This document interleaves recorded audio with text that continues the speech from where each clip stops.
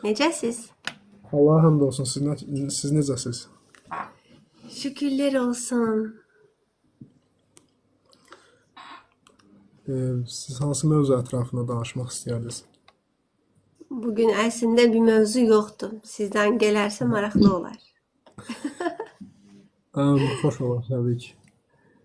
İnsanlar mənəviyyat yolunda addımlayanda onların qabağına müxtəlif sınaqlar çıxır və bir çox insan bu sınaqları görə bilmir və yaxud da ki, o sınaqları necə keçməli olduğunu anlamır. Xüsusilə də sınaqlar hansı ki, ego adlı yalançı bir illüzyoner şəxsiyyət ki var bizim içərimizdə, hansı ki, yalançı mən adlandırırıq onu biz özümüz. Və biz bu yalançı məndən onun bəzi tələləri var. O artıq dəcəl uşaq kimi biz onu simvolizə etsək. Bu dəcəl uşağın bir növ aldatmaları olur. Və insan həmin o yalançı egonu ona emosiya qataraq onu böyütməsə öz daxilində, artıq onun tələlərini, onun şıltaqlıqlarını anlaya bilər. Xüsusilə də insan bir növ bilgi ilə bilgiləndikcə və yaxud da ki, içində olan o iki səsdən birini seçdikcə, başlayır həmin o iki səsdən birinin səsi hansı ki, öz egosunun və öz ruhunun səsini eşidir, artıq hansı ki, illərlə yedirtmədiyi ruhu, ac qalan ruhu. Və o ruhun səsi bir müddət ac qaldığına görə, insan mənəvi cəhətdən qidalanmadığına görə o az çıxmağa başlayır o səsi. Və biz ruh perspektivinə keçdiyimizə görə, yəni ruhumuzu, mənəviyyatı, Rəbbimizi seçdiyinə görə başlayırıq yavaş-yavaş onu qidalandırmağa. Bir növ həyatın balans qanununa əsasən onu balansa gətirməyə. Və bir hizaya gətirəndə artıq nəfsi ac saxladığımıza görə, nəfs ac qalan insan necə olur?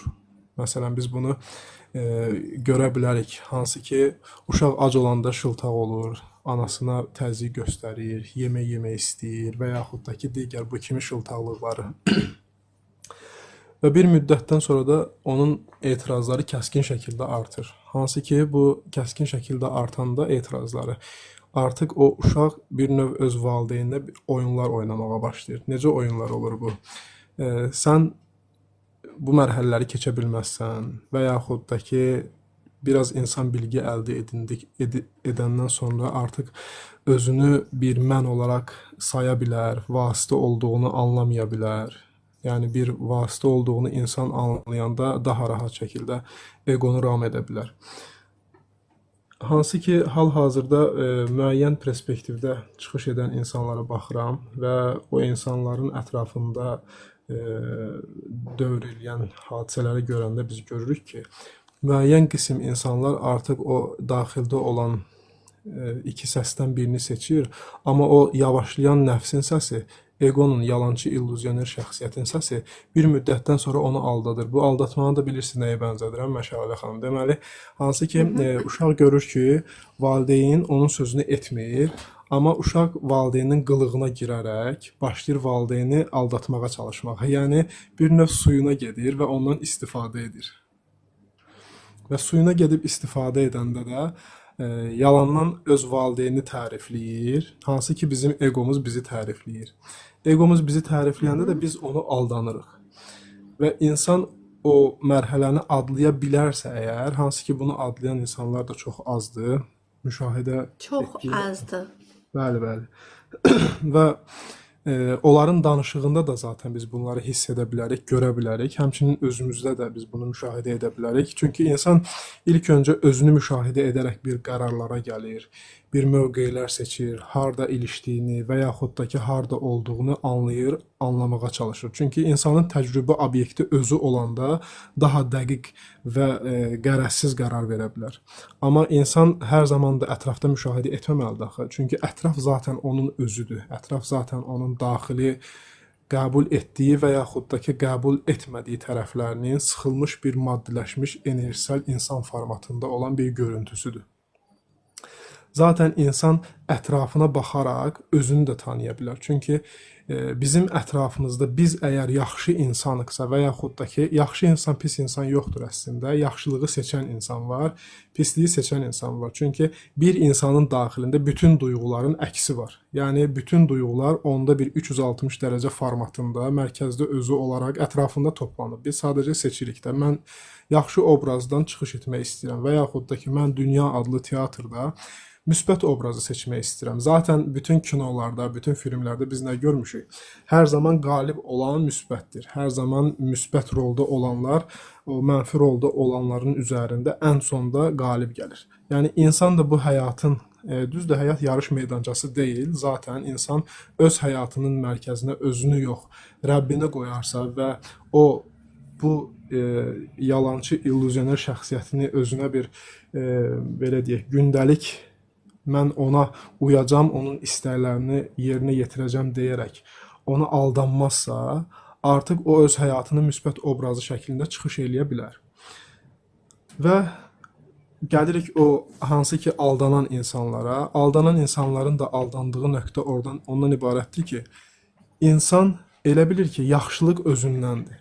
Mənəm, mən deməyə çalışır. Təsəvvür edirsiniz, mən bunu bilirsiniz nəyə bənzədirəm Şəhadə xanım. Demək ki, biz səhər yuxudan oyandıq, görürük ki, pəncərədən günəş bizim üzümüzə düşür.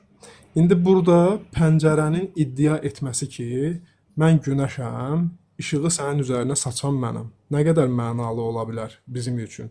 Təbii ki, bir mənasız bir çıxış ola bilər də bu.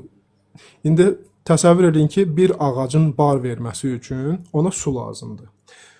Ağacı var edən, suyu var edən və orada o boru da biz indi ona nəsə bir şey deyə bilərik. Suyu yönləndirmək üçün vasitə deyək, misal üçün. Həmin o vasitə insanın özüdür. Axır da insandan bu enerji axır. Sən vasitə olduğunu anladığın an, səndə axıntının diametri genişlənəcək. Daha çox insanı qidalandıra biləcək sənin vasitənlə Rəbb olan Allah və yaxud da ki, Allah Subhanahu və Teala'nın ideal şəkildə, ədalətli şəkildə dizayn etdiyi kainat. İnsan orada deyəndə ki, suyun mənbəyi mənəm, həmin ağacı qidalandıran mənəm, bu nə qədər mənalı görünə bilər bizə? Təbii ki, bir mənasız baxışdır və insanın aldandığı nöqtədə sırf elə buradadır. Çünki nəyə görə? İnsan bir bilgini insanlara çatdıranda və yaxud da ki, ona bir ilham gələndə, insan elə bilir ki, o özündəndir. Yəni ki, mənbəy mənəm. Mən demək. Və zaten cümlənin əvvəlində də, ortasında da bir mən varsa, demək ki, o cümlə nəfsani bir cümlədir. O cümlədə bir ruhani bir baxış ola bilməz. Çünki sən artıq özündən görürsən axı. Sən özünü artıq ilahlaşdırılmış və yaxud da ki, vasitədən çıxmış bir perspektivdə özünü sərgiləyirsən. Buna görə də sən nə qədər sənə gələn həmin o axın onunla limitlənəcək. Yəni sən özünü bağladın burada. Sən özünü belə deyək, imkan vermədin ki, Rəbb səni daha çox vasitə qılsın. Özü blokladığına görə də artıq o durumla barışmalı olacaqsan. Və həyatımızda etdiyimiz yaxşılıqlar da belədir. Bizə Rəbb olan Allah çoxlu şanslar verir. Biz bu şansları görməzdən gəlirik. Şanslar nədir? Şanslar ondan ibarətdir ki, o sənin əlinlə yaxşılığı edir. Sən vasitəsən, sənin əlin də doğru çıxmır burada. Sənə icarəyə verilmiş əllə bunu etdi. Və yaxud sənin ruhuna geydirilmiş köynəklə bunu etdi. Artıq sən burada niyyətini düzgün şəkildə bəlirləsən, yəni vasitə olduğunu anlasan və özünü nəsə bir şey sanmasan, artıq ondan sonra bu sınaqdan da keçmiş olursan və bu sınaqdan da keçdiyinə görə daha çox vasitə qılınırsan. Həqiqətən də bunları görüb anlamaq və yaxud da ki, anladan Rəbbi idrak etmək çox möhtəşəmdir və insan nə qədər bu həyata, insan nə qədər bu insanlara və yaxud da ki, insan nə qədər özünə və Rəbbinə qarşı maskasız davranarsa və maskasız davranmaq nədir? İnsanın doğru şəkildə tənəffüs etməsi, mən bunu adlandırıram. Nəyə görə? Çünki təsəvvür edin, biz balaca vaxtı Novruz bayramında maskalar taxırdıq da üzümüzə. Bəlkə siz də bu vaxtları yaşamısınız, məktəbdə oxuduğumuz vaxtlarda. O maskanı biz üzümüzə taxanda bizim tənəffüsümüz çətinləşirdi. Yəqin ki, müşahidə etmişik biz bunu. Çünki nəfəs almağı çətinləşir. İnsanın nəfəs ritmi də nəfəs ritmi də pozdur. Və biz anlayanda ki, bizim həyatımız gəlir bağlanır nəfəsə, nə qədər yaşamağımız və həmçinin də ki, bizim bədənimizdə olan xəstəliklərin əsas başlanğıc qayəsi nəfəsimizin düzgün alınmamasından gətirib çıxardır və yaxud da ki, daxilimizdə olan orqanların düzgün iş prinsipinə əsasən işləməməsi də gəlib dayanır nəfəsə. Biz anlayırıq ki, bizim bu nəfəsimizin ritminin pozulması sırf elə bizim maska taxaraq özümüzə, ətrafa və ən əsası da bizi yaradan Allaha qarşı bizim maskalı davranmağımızdır. Yəni biz daima kiməsə necəsə görünməyə çalışırıq. Budur bizim səhvimiz.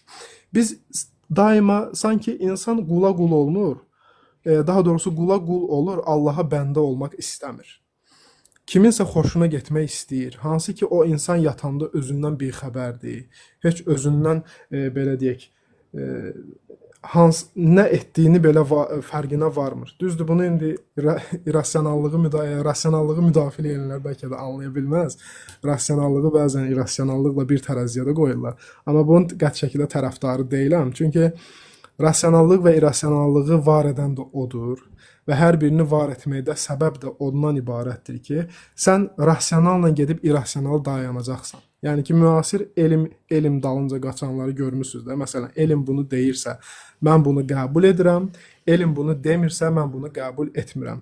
Onlar anlamır ki, elmi yaradıb, elmi sənə icad elətdirən, gedib o elmin içində, hansı ki, materializmdə, yəni materialın içində o Rəbbi tapmağındır və müasir elm də zaten gedib orada onu tapdı. Onu harda tapdı? Boşluqda tapdı. Boşluqda. Bəli, çünki biz deyirik ki, məsələn, bu maddə var. Bu maddə sıxılmış enerjidir və bu maddənin varsa mən bunu qəbul edirəm, yoxdursa mən qəbul etmirəm. Müasir elm də gedir, həmin o bölünməyən atomu bölür, içində görür heç nə yoxdur. Deməli, nə oldu? Biz heç kimik, biz yoxuq və maddə saydıqlarımız yox. Boşluq, hər şey boşluq. Bəli. Sadəcə olaraq var olan enerjinin müəyyən nisbətdə sıxılmış versiyalarıdır. Və müasir elmdə Rəbb bizə özünü kəşf elətdirdi. Materializm bir yerdə çökdü. İndi insan öz həqiqi mahiyyətinə qayıdarsa, öz həqiqi kimliyini xatırlayarsa, düşünmürəm ki, o insanda bir xəstəlik qala, düşünmürəm ki, o insanda bir narahatçılıq qala və yaxud da ki, qayğılar qala. Çünki biz əgər həqiqətən də etibar edərsək bizi yaradan Rəbbimizə, artıq bizim 5 dəqiqə sonranı da fikirləşməyimizə, planlaşdırmağımıza qəti şəkildə ehtiyacımız olmaz. Niyə görə? Çünki ən gözəl memarın o olduğunu qəbul edirik. İstəmədən bizə nələri veribsə və istəməsək belə sadəcə etibar etsək, sadəcə inansaq və yaxud da ki, narahat olmasaq, artıq o bizə nələri verər? Bunun fərqinə Axışa izin versək. Bəli, çox doğru deyirsiniz. Axışa izin versək, həqiqətən də. Əslində bizə verilən o bir damcı o cüzi iradə var. Biz hər şeyi onunla, elə bir ki, hər şeyi onunla alt üst edirik demək olar ki. Bədəni xəstə edirik, bir şeyləri idarə etməyə çalışırıq. Hələ cüzi iradə verilib bizə. Bəli. Onu aradan çəksək, əslində əsl gücümüz ortaya çıxar. Biz əsl gücümüzü elə bir atmışıq bir kənara, o cüzi iradəmizlə bir şeyləri etməyə çalışırıq. Halbuki əsl güc içəridə qalıb. Bəli, əsl gücün biz fərqinə varmamışıq.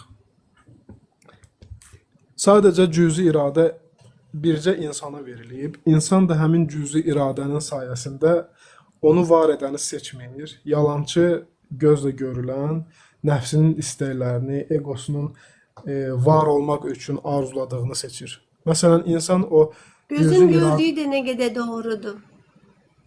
Gözün gördüyü də bir yalançı, sıxılmış enerjidir. Sadəcə beynimizin proqramı əsasında formalaşan bir beynimizin biz həqiqətən də iş prinsipini bilsək, o beyin nəyə qadirdir? İnsanın daxilində olan sirli xəzinə olan beynin onun necə dizayn olunduğunu Rəbb tərəfindən onu anlasaq, onu necə inkişaf elətdirə bilərik, o nə qədər bizdə işləyir, biz nə qədər o zehnin hansı təbəqəsində bir formasiya daşıyırıq. Həqiqətən çox maraqlı mövzulardır bunlar. Hərəsi də bir saatlarla danışılası mövzulardır əlbəttə ki. Sadəcə beynimizə müəyyən bir kod var. O kod hal-hazırda aktivdir. Aktiv olduğuna görə də biz almanı alma olaraq görürük, algılayırıq. Yeməyi yemək olaraq algılayırıq və görmədiklərimizi də zehinlə yaşadığımıza görə zehnimizə qəbul elətdirə bilmirik. Zehin nə idi? Zehin sadəcə bizim beynimizin fiziksel surəti beyin adlanır. Zehin isə onun irrasional tərəfidir. Və insan da çalışır ki, ali həqiqəti zehinlə dərk etsin. Ali həqiqəti zehinlə dərk etmək qeyri-mümkündür. Çünki sən onu dərk etmək üçün, onu zehinə yerləşdirmək üçün bir şəkil ona sunmalısan. Çünki bizim beynimiz şəkillər üzərində işləyir. Şəkillər üzərində işləyir. Bəli. Şəkil olmasa o inanmayacaq. Yəni inandığı kimi səni göstərə bilər. Yəni qəlbinlə təfəkkür etməlisən müəyyən bir zamanda. Zehin sadəcə olaraq səni bir yerə kimi aparıb çıxardır. Yəni ki, bir pilləyə kimi o pillədən sonra atacağın addım boşluğa doğru atılan addımdır. Amma orada sən inanaraq o addımı atsan, o addım boşluğa düşməyəcək. Bəzi cizgi filmlərində uşaqlıqda baxdığım, onları indi yaxşı idrak edirəm. Bəlkə siz də baxmısınız. O Kung Fu Pandaya bəlkə baxmısınız. Orada da belə bir səhnə var. Onun addım atmağı və boşluğa addım atmağı. Sonra başqa bir filmdə də var idi.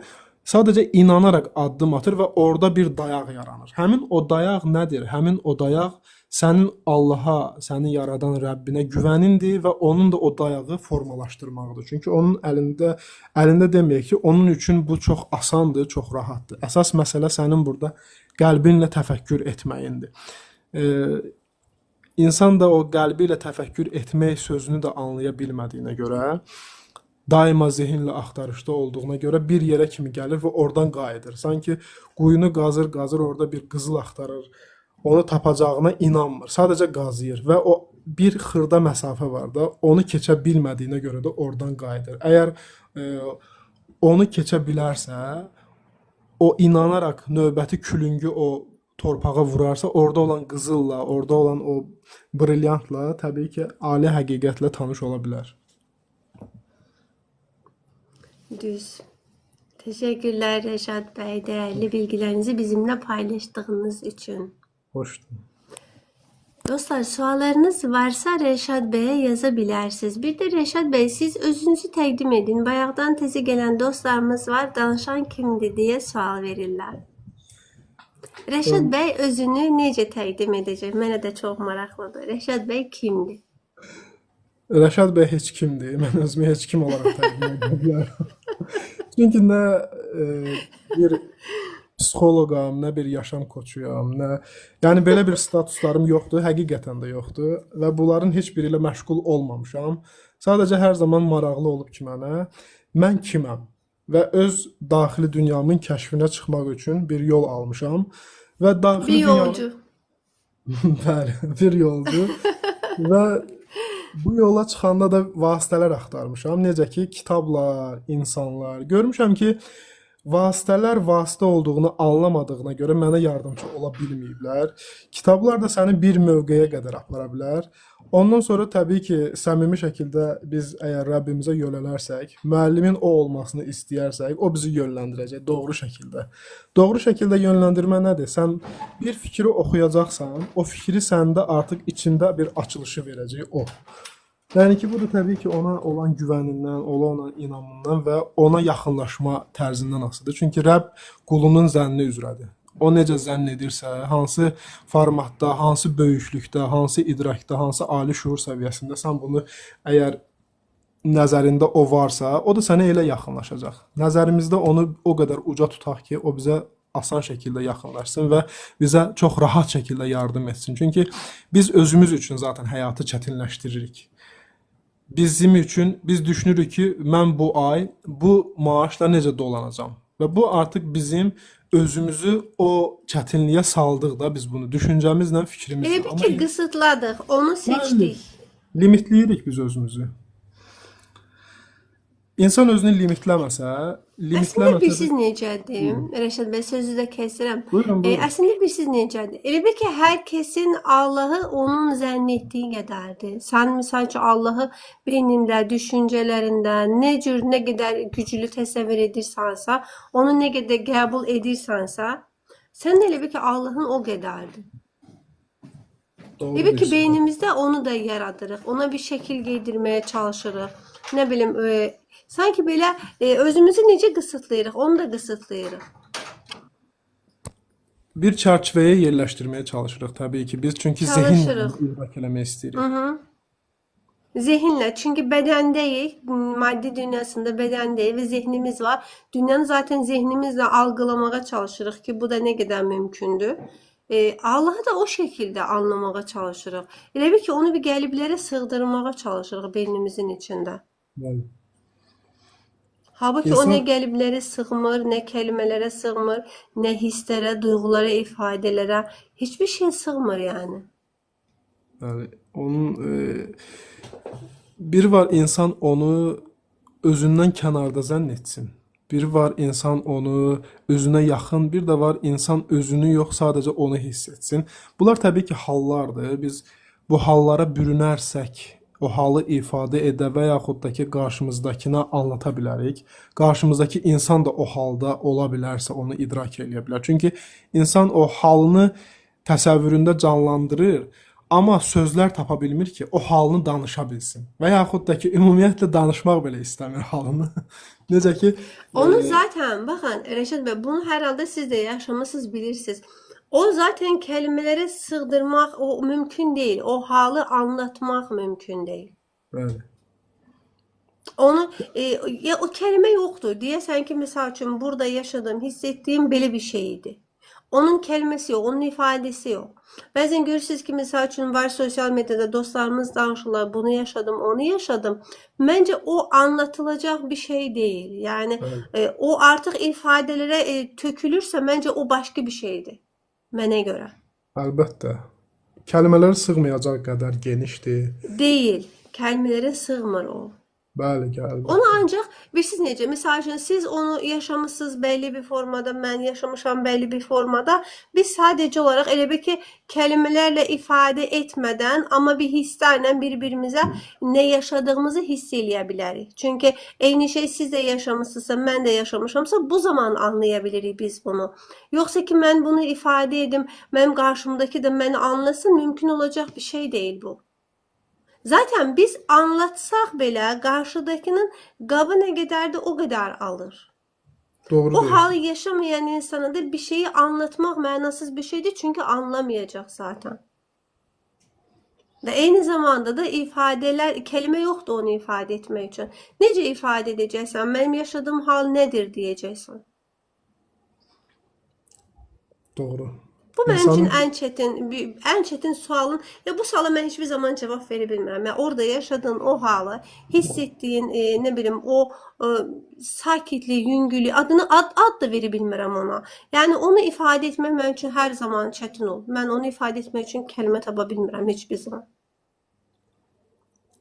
İnsan sadəcə istəyir ki, qabağındakı da o halı yaşasın. Yaşayanda zaten anlayacaq və anlatarsa da o anlamayacaq. Çünki insanın bir tezliyi var, insanın bir şuur səviyyəsi var, bir mənəviyyat qabı var.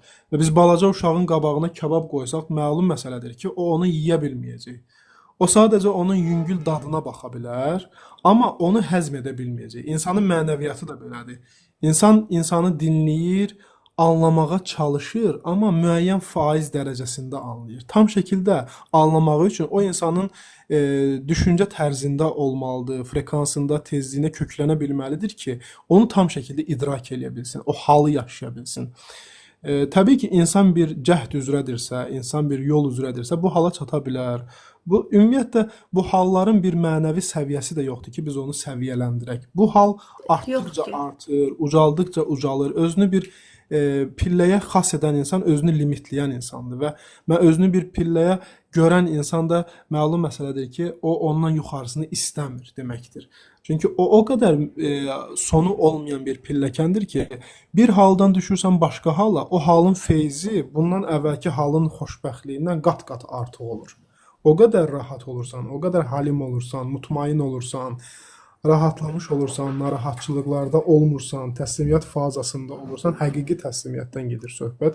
Təbii ki, başına nə gəlir gəlsin, sən emosional reaksiya vermirsən, duyğu ifraz etmirsən. Bu nədir? Bu sənin artıq o döyünən bir qrafikdə orta xətti tutub getməyin də o sıfır fazasında sənin olmağın deməkdir. Mən bunu bəzən də bilirsiniz nəyə bənzədirəm? Körpünün üstündən o sırat körpüsü var, onun üstündən düz getmək deməkdir. Bəli. İnsan bu həyatda bir yerlənçədə yerlənir. Biz yerlənçədə yerlənmişik də. Bu yerlənçəyin yerlənməyini mən bənzədirəm.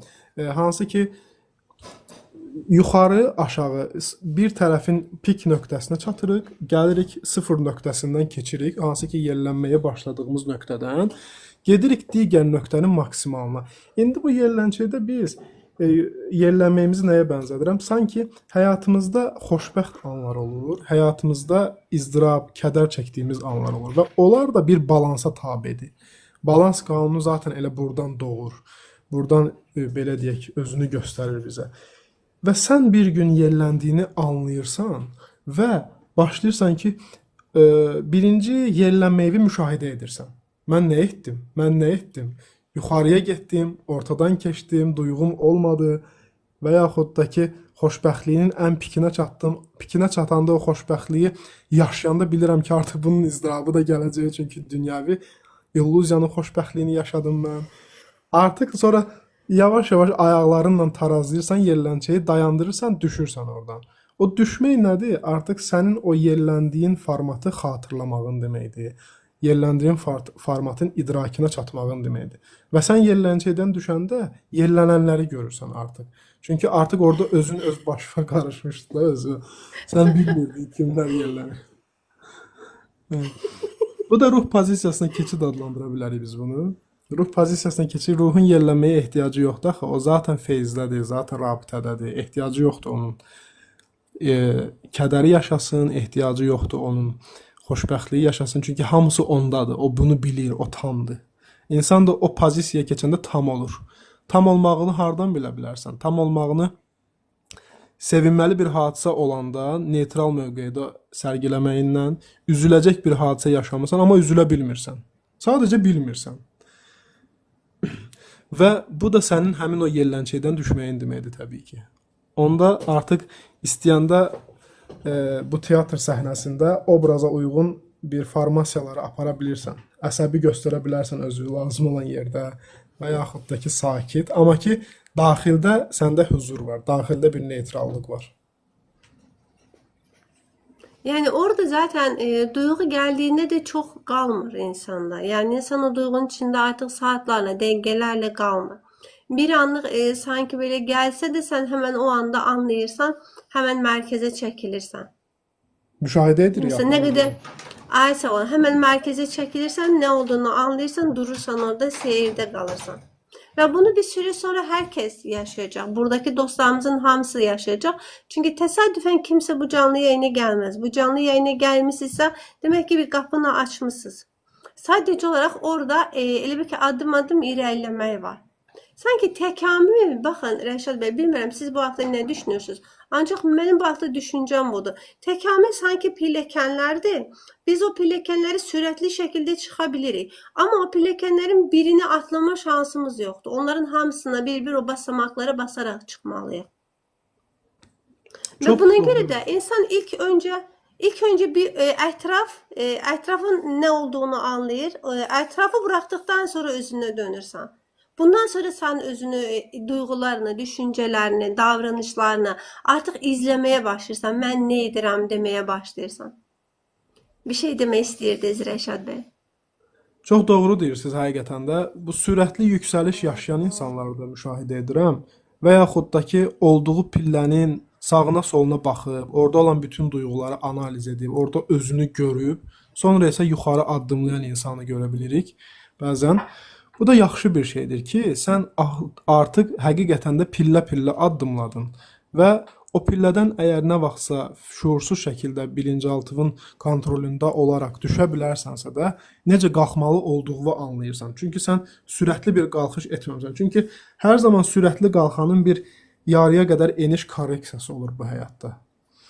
Və insan həqiqətən də sizin də dediyiniz kimi o pilləkənləri, mənəvi pilləkənləri anlayaraq, idrak edərək addımlayarsa, o bir eniş yaşamaz. Çünki o fərqində olaraq bunu edəcək. Şuurlu şəkildə beynin, zehnin o əsas təbəqəsi olan şuurlu təbəqəsində özünü görərək orada addımlamağı bacaracaq. Çünki o zehnin şuurlu təbəqəsində olmaq da çox çətindir.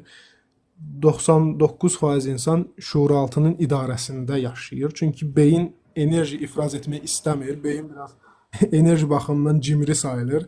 Çünki istəyir ki, o bizi daima avtopilot rejimdə addımlatsın ki, çox enerji sərf etməyək biz. Düşünməyək. Doğru, eyni təkrarlar.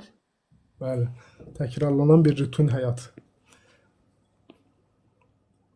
Həm də orada sanki belə o güvəndə hiss edir özünü. Misal üçün biz orada üzüldük, acı çəkdik. Onun üçün heç mənası yoxdur onun. O elə təkrar döngüləri yaşamağı seçir. Heç bir zaman elə bir o həbsxana var. Həbsxananın içindən çıxmaq istəmir. Çünki öyrənmişlik. Biz əslində buna görə dəyişimdə, məsələn, bəzi dostlarımız var, çətinlik çəkirlər. Çünki beyin 2 dəqiqədən bir onu geri qaytarır. Təkrar həbsxanaya, təkrar həbsxanaya. Çünki çıxdığında oradan axı o bilmirsən, yeni bir yola girdin. Orada heç bir fikri yoxdur. Həm də bizim beynimiz bir şeyləri planlaşdırmağı sevir axı. Bundan sonra nə olacaq? Bundan sonra nə olacaq? Bunları planlaşdırmağı sevir. Planlaşdıra bilmədiyi yerdə elə bil ki, orada artıq bilgisi yoxdur axı. Sən yeni bir yola addım atdın, bundan sonrası nə gəlir? Onu bilmədiyinə görə elə bil ki, bizi qorumaq üçün təkrardan geri çəkməyə çalışır. O da əslində bizim zərərimizə deyil. Orada da idrak edərək irəliləməkdə fayda var deyə düşünürəm. Əlbəttə o Rəbb onu ona görə dizayn edib ki, o bizi qorusun. Zaten o beynin qoruma mexanizmidir. Ki məsələn baxın, ev sahibi evi tərk edəndə onun evi üçün təyin etdiyi qulluqçu deyə də, mühafizəçi deyə lap. Qulluqçu niyə görə deyirəm? Çünki itaət altında hərəkət eləyir də. O evə yad insanı buraxmır. Nəyə görə? Çünki ev sahibi ona tapşır, baxın, mən evdə yoxam, buraxa bilməz. Beyin də bizdə həmin işi yerinə yetirir. Amma biz beyinə həm də deyirik ki, sən təyinatı üzrə işləmə də, mən özüm işləyəcəm. Mən özüm sənin yerinə bir iş görəcəm. Biz beyinə komanda verməyi bilirik. Təbii ki, həqiqi rəhbər bizim varlığımızdır. Biz o həqiqi rəhbəri görməzdən gəlirik, onu heç tanımırıq. Bütün rəhbərliyi vermişik beynimizə. O bizi idarə edir. Halbuki həqiqi rəhbər arxa planda qalıb. Başımızın üstünə çıxarmışıq beynin, zaten oradadır. Və o bizi idarə edir yaxşı şəkildə. Çünki insan təyinatını bilmir də. Məsələn, biz telefon alanda bilirik ki, telefon bizə nəyimizə lazımdır.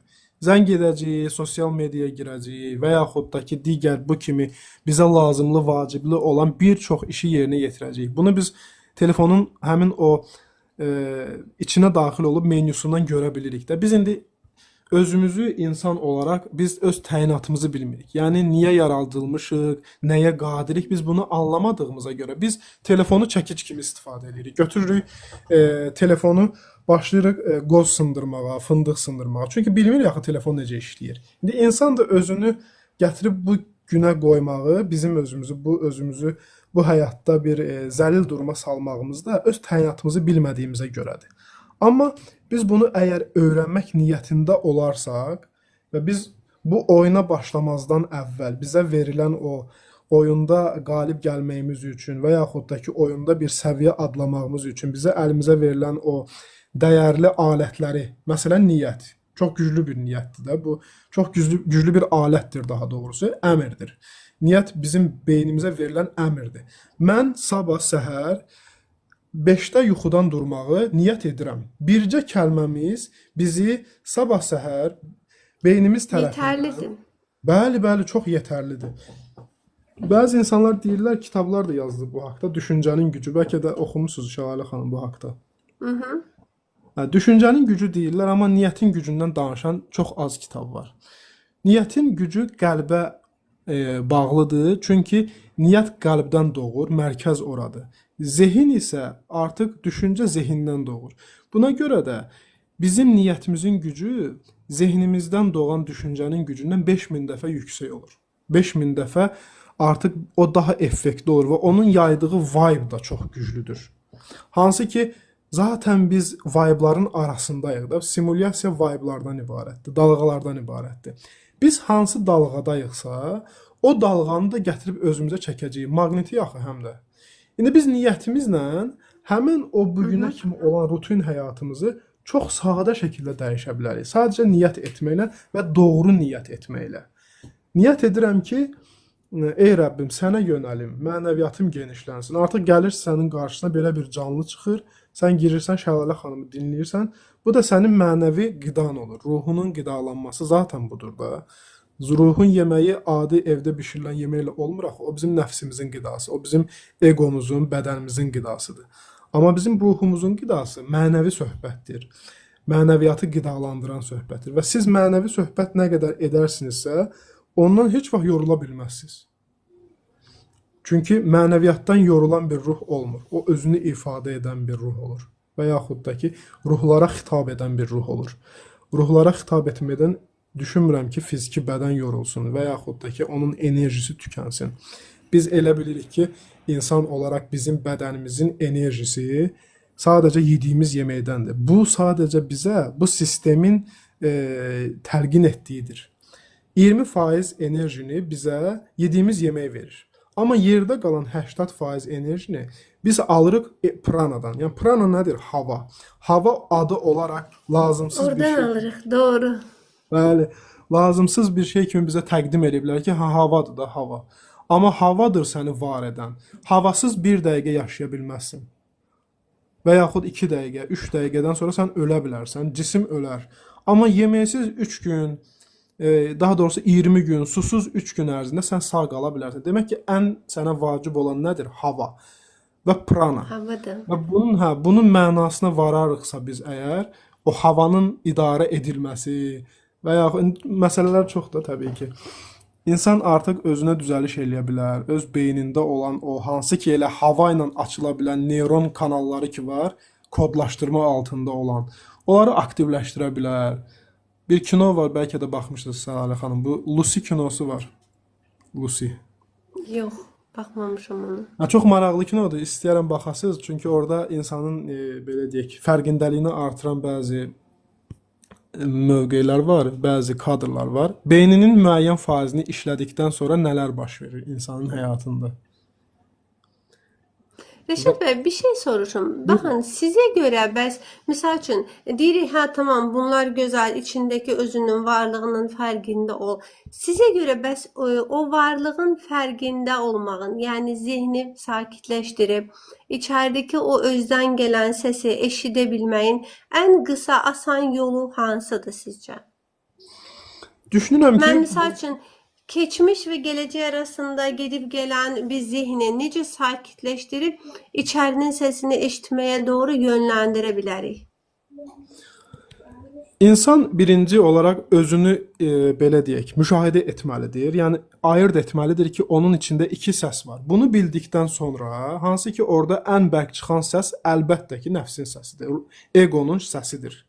Çünki biz ona qulluq edirik hal-hazırda, yalançı şəxsiyyətimizdə. Orada arada bir səsini çıxardan o incə, nazik, naif, bizim azad iradəmizə müdaxilə etməyən səs, o ruhun səsidir. Biz bunu necə edə bilərik? İnsan baxmalıdır ki, mən gün ərzində nə düşünürəm? İnsan nəfsaniyyatı düşünürsə, yəni dünyanı düşünürsə, dünya dedikdə hər şey aiddir bura. İşdir, dünyəvi narahatçılıqlardır, sosial statusundur və yaxud da ki, gələcək qayğılarındır, keçmiş narahatlıqlarındır. Sən bunların içindəsənsə, demək ki, sən hal-hazırda egoya aldanmış şəkildə yaşayırsan. Bunları beynindən necə kənarlaşdıra bilərsən? Çox rahat şəkildə, çox asan şəkildə. Sadəcə nəfəsvə fokuslanaraq. Dərin nəfəs alırsan, amma şuurlu şəkildə alırsan. Zaten sən bu nəfəsi alırsan, amma şuursuz alırsan. Şuurlu şəkildə sən nəfəsvə fokuslanırsan, dərindən aldın və düzgün şəkildə bunu icra etməlisən. Bizim bədənimizdə Şəlalə xanım, neyronlar var, neyron şəbəkələri var və bədənimizdə milyonlarla, milyardlarla hüceyrə var. Bu hüceyrələrin əsas qidası oksigendir. Biz öz nəfəsimizə baxarsaq görərik ki, biz nəfəsimizi sinədən alırıq. Yəni bizim nəfəs alanda sinəmiz şişir, amma qarın nahiyəmiz, diafraqmamız fəaliyyət göstərmir. Buna görə də bizim bədənimizdə olan hüceyrələrin 1/3 hissəsi oksigendən təmin olunur. Yerdə qalan 2/3 hissəsi isə oksigensiz qalır. İndi təsəvvür eləyin ki, siz Öz bağ evinizdə qulluqçular işlədirsiniz, onlara yemək vermirsiniz. 3 dənəsinə verirsiniz, 10 dənəsinə vermirsiniz. Burada nə baş verər? Burada xaos baş verər. Həmin xaosdur xəstəliklər, həmin xaosdur parazitlərin bizim daxili dünyamızda bir növ dominant mövqedə olması və bizim daimi narahatlıqlarımızın bizdə yaranması. İnsan nəfəsinə fokuslanarsa, yəni nəfəs alırıq, diafraqmamız, qarnımız şişir, rahim bölgə sayılır, yaratım bölgəsi sayılır da həmin hissə. Ora şişir, sonra isə ciyərimiz, sonra isə o nəfəsi veririk. Normal insan 1 dəqiqə ərzində 12 dəfə nəfəs alıb verməlidir. Amma biz 20-dən artıq edirik bunu. Buna görə də bizim Tez-tez nəfəs alırıq. Bəli, həm həyatımız qısalır. Çünki bizim həyatımız, yaşayacağımız yaş. İstisnaları çıxmaq şərti ilə o ani ölümləri çıxıram, onlar yox. Bura aid deyil, o karmik başqa məsələlərdir. Amma insanın yaşayacağı yaş onun aldığı nəfəs qədər limitlidir. Təsəvvür edin ki, baxın, sizə verilib ki, məsələn, bu gün ərzində sən 1000 manat pul xərcləməlisən, Rəşad. Biz də həmin 1000 manatı xərcləyirik. Üstəgəl sabahın 1000 manatından da götürüb onu da xərcləyirik. Bu nə baş verir? Bu bizim 80 illik, 100 illik həyatımızı endirməyimiz olur 50 ilə, 30 ilə, 40 ilə. Buna gətirib çıxardır. Məsələn, baxın, Yaponiyada insanlar çox yaşayır. Ortalama yaş 85-95 yaşdır. Və yaxud da ki, Tibetdə olan rahiblərə baxın da, bu dağlarda yaşayan insanları deyirəm. O insanlar nəyə görə çox yaşayır? Çünki o insanların bir narahatçılığı yoxdur ki, onlar tez-tez nəfəs alsın, bir stresə düşmürlər və yaxud da ki, düşərək oradan özlərini tez şəkildə çıxarda bilirlər. Stresli anda insan necə nəfəs alır? Görürsünüz də, qısa-qısa, sürətli şəkildə. Bəli, çox tez-tez alır nəfəsini. Və insan birinci öz nəfəsinə fokuslanır, öz nəfəs ritmini düzəldir. Nəfəs ritmi düzələndə, bədənimiz oksigenlə zənginləşəndə, beynimiz də oksigenlə zənginləşdiyinə görə, beyində 2 mexanizm də var. Qaç mexanizmi var, təhlükəsizlik mexanizmi var da. Biz oksigeni qida olaraq beynimizin neyron kanallarına verəndə biz rahatlaşırıq. Baxın, insana oksigen verirlər də, bu bəzi xəstəliklərdə və yaxud da ki, daha rahatlamaq üçün ağzına oksigen balonu taxırlar ki, doğru şəkildə oksigenden qidalana bilsin. Bunda artıq insanda bir meyxoşluq yaranır, bir rahatlıq yaranır. Görmüsünüz yəqin ki. Məsələn, koronavirus dövründə insanlar nəfəs ala bilmirdilər, onlara oksigen balonu qoşdurdu. Nəyə görə? Həmin qida olan oksigen getsin onun ağciyərinə və digər lazımlı orqanlarına olan, əsas olan beyinə çatsın. Biz bunu edərsək, bizdə o beynimizdə kortizol var da, stres hormonu, o ifraz olunmayacaq. Yəni ki, sən stressdən azad olacaqsan. Buna görə də biz ilk öncə ritmini düzəldirik. Nəfəs ritmi düzələndə həyat qaydaya düşür. Nəfəs ritmi düzələndə kainatdan bizə axan enerji bizdən də axır gedir yerə və yaxud da ki, digər ətraf mühit amillərinə. Buna görə də biz artıq həmin anda bir kanal rolunu oynayırıq. Hal-hazırda bizdə o kanal tutulub da. Misal üçün, baxın, su borusu tutulur. Müəyyən bir, belə deyək də, məsələn, su deməyək, kanalizasiya borusu tutulur. Biz onu necə təmizləyə bilərik? Ya ona sürətli şəkildə hava vurmalıyıq, içi təmizlənsin, ya da ki, o kanalı fiziki şəkildə, yəni xüsusi idman növləri var ki, bununla biz onu aktivləşdirə bilərik. Yəni, onun içində olan o tıxanıqlıqları biz aça bilərik. Bu açılanda, o deyir, məsələn, bəziləri görürsünüz, çakralar haqqında danışırlar, insanlara yanlış məlumat ötürürlər də. Mən sənə çakravı açıram, mən nə bilim belə edirəm. Bunlar təbii ki, nağıllardır, yəni illüzioner nağıllardır. Sənin enerjisel mərkəzlərin hər zaman aktivdir və sadəcə sən nəfəslə fokuslanaraq onları aktivləşdirə bilərsən. Tam şəkildə. Çünki sənin o nəfəsi düzgün alıb verməyin, nəfəsin səndən yuxarı tac enerjisel mərkəzdən ta ki kök enerjisel mərkəzə kimi axıb gəlməyinə və oradan da geri qayıtmağına gətirib səbəbiyyət verir. Həmçində bunun bioloji da bir izahı var Şəlalə xanım.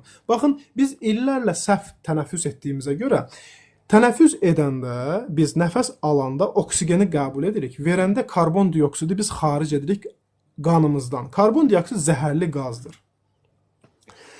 Və bizim aldığımız nəfəs verdiyimiz nəfəsdən az olmalıdır. Niyə görə? Çünki alanda oksigen alırıq, verəndə karbon dioksid bizim qanımızdan xaric olunsun. Həmin o karmanın da gəlib bioloji tərəfi yatır burada.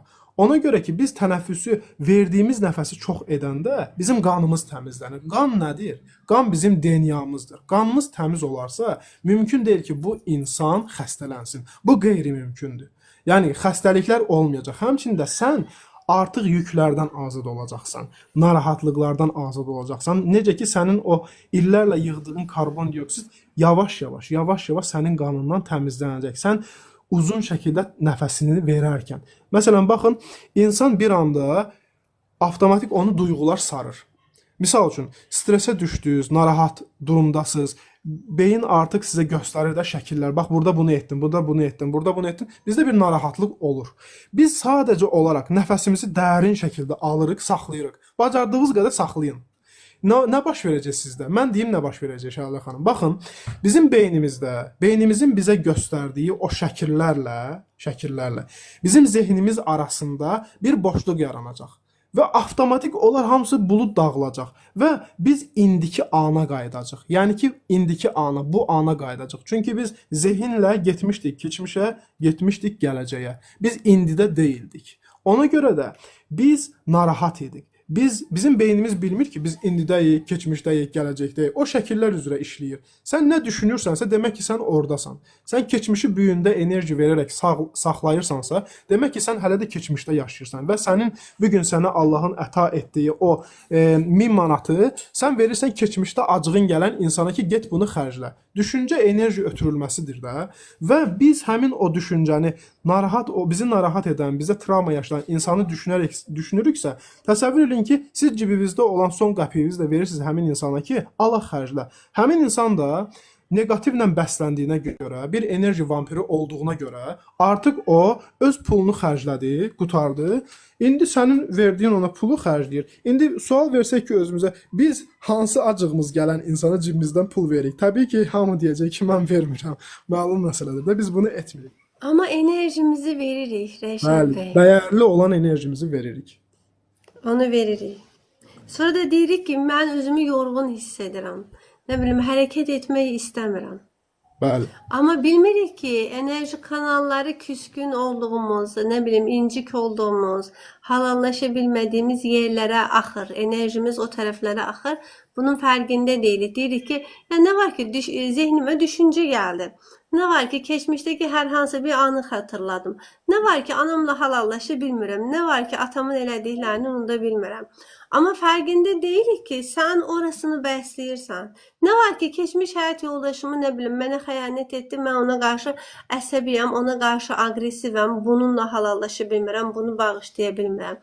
O nə var kilər bizim o qədər enerjimizi sömürür ki, biz bundan xəbərdar deyilik. Biz deyirik ki, mən gecə yatdım amma yorğun hiss edirəm, səhər sanki yatmamışam, hərəkət etmək istəmirəm. Amma kanallar açıqdır, bundan xəbərimiz yoxdur. Bunun fərqində deyilik. Bəli, əlbəttə bizə doğru şəkildə göstərilməyib. Bizə təyinatımız doğru vurğulanmayıb. Biz bilmirik ki, hansı orqanımız nəyi, belə deyək, hansı gücə qadirdir. Biz bunu bilmirik. Biz sadəcə şuursuz şəkildə yaşamağı seçmişik və buna görə də biz günahkar da deyilik. Yəni insan özünü buna görə günahkar hiss etməsin yaşadığında.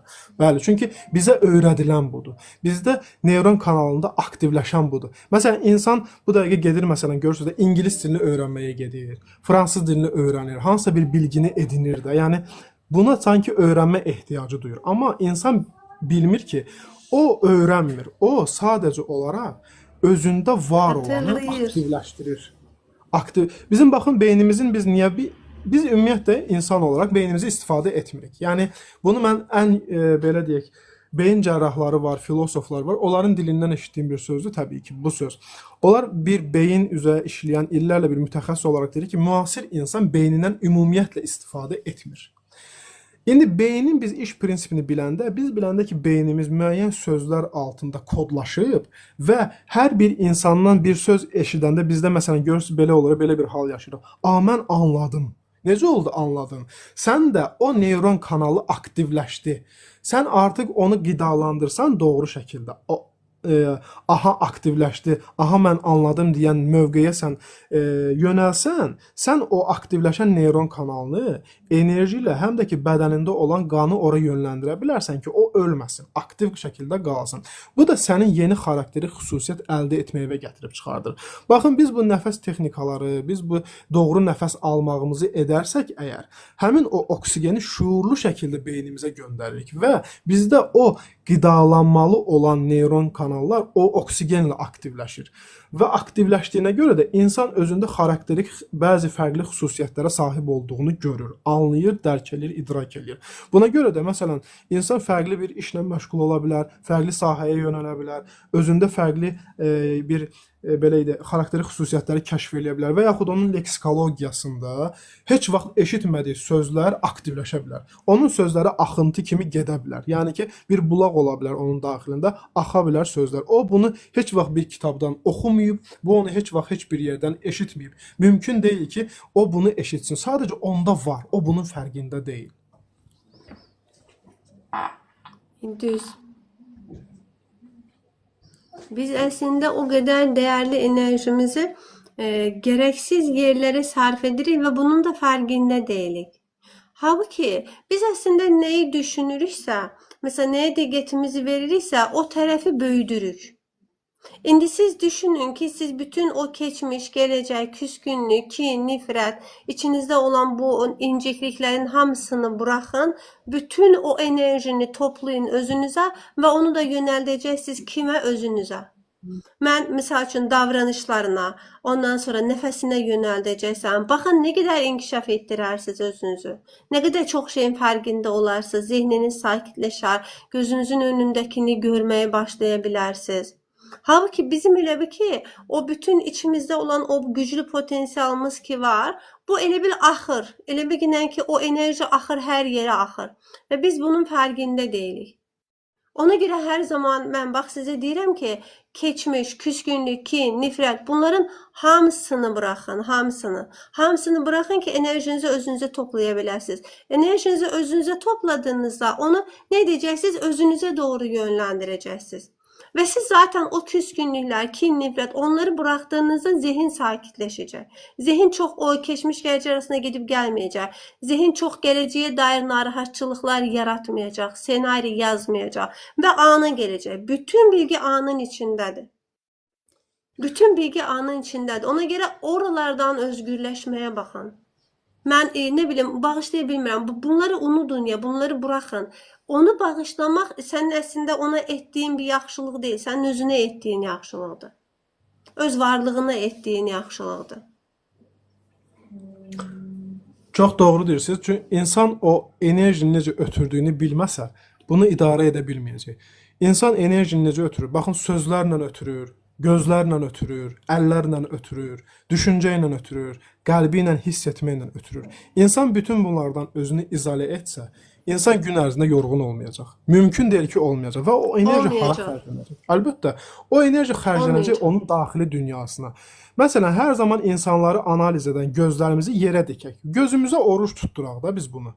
Gözümüzü yerə dikək, cansız saydığımız canlılara dikək. Məsələn, insan cansız sayır da stulu.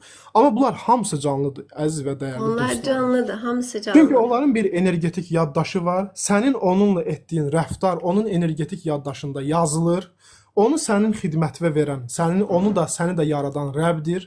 Və sən baxır ki, sən onunla necə rəftar etdin. Heç bu vaxta kimi çay içdiyimiz stəkana biz təşəkkür eləmişik? Yox, etməmişik də. Kimin ağlına gələr ki bu?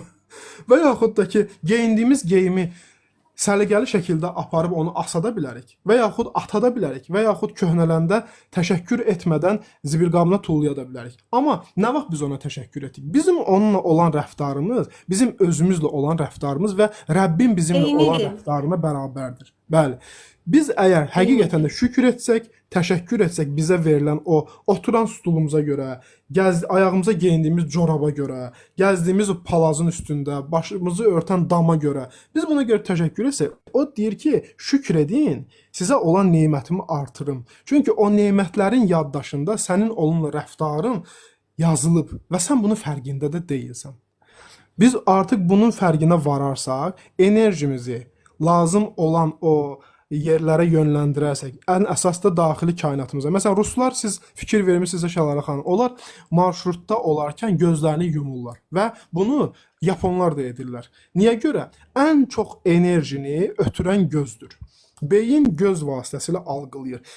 Biz bir şeyi düşünməsək belə, sadəcə gözümüzlə bizim baxmamız, məsələn, ən çox biz hal-hazırda nəyə xərcləyirik? Sosial mediaya. Çeviririk də biz burada belə deyək, TikTokda videoları, Instagramda videoları. Biz o videoya baxmasaq da, fikrimiz orada olmasa da, beyin onu analiz edəcək. Mütləq şəkildə edəcək. Ona görə də Kopyalayırıq onların hamısını. Bəli, %100. Və həmin onun o şəkli bizim beynimizin analizinə verildiyinə görə beyin səhərə kimi sənin bədənini inşa edə bilmir.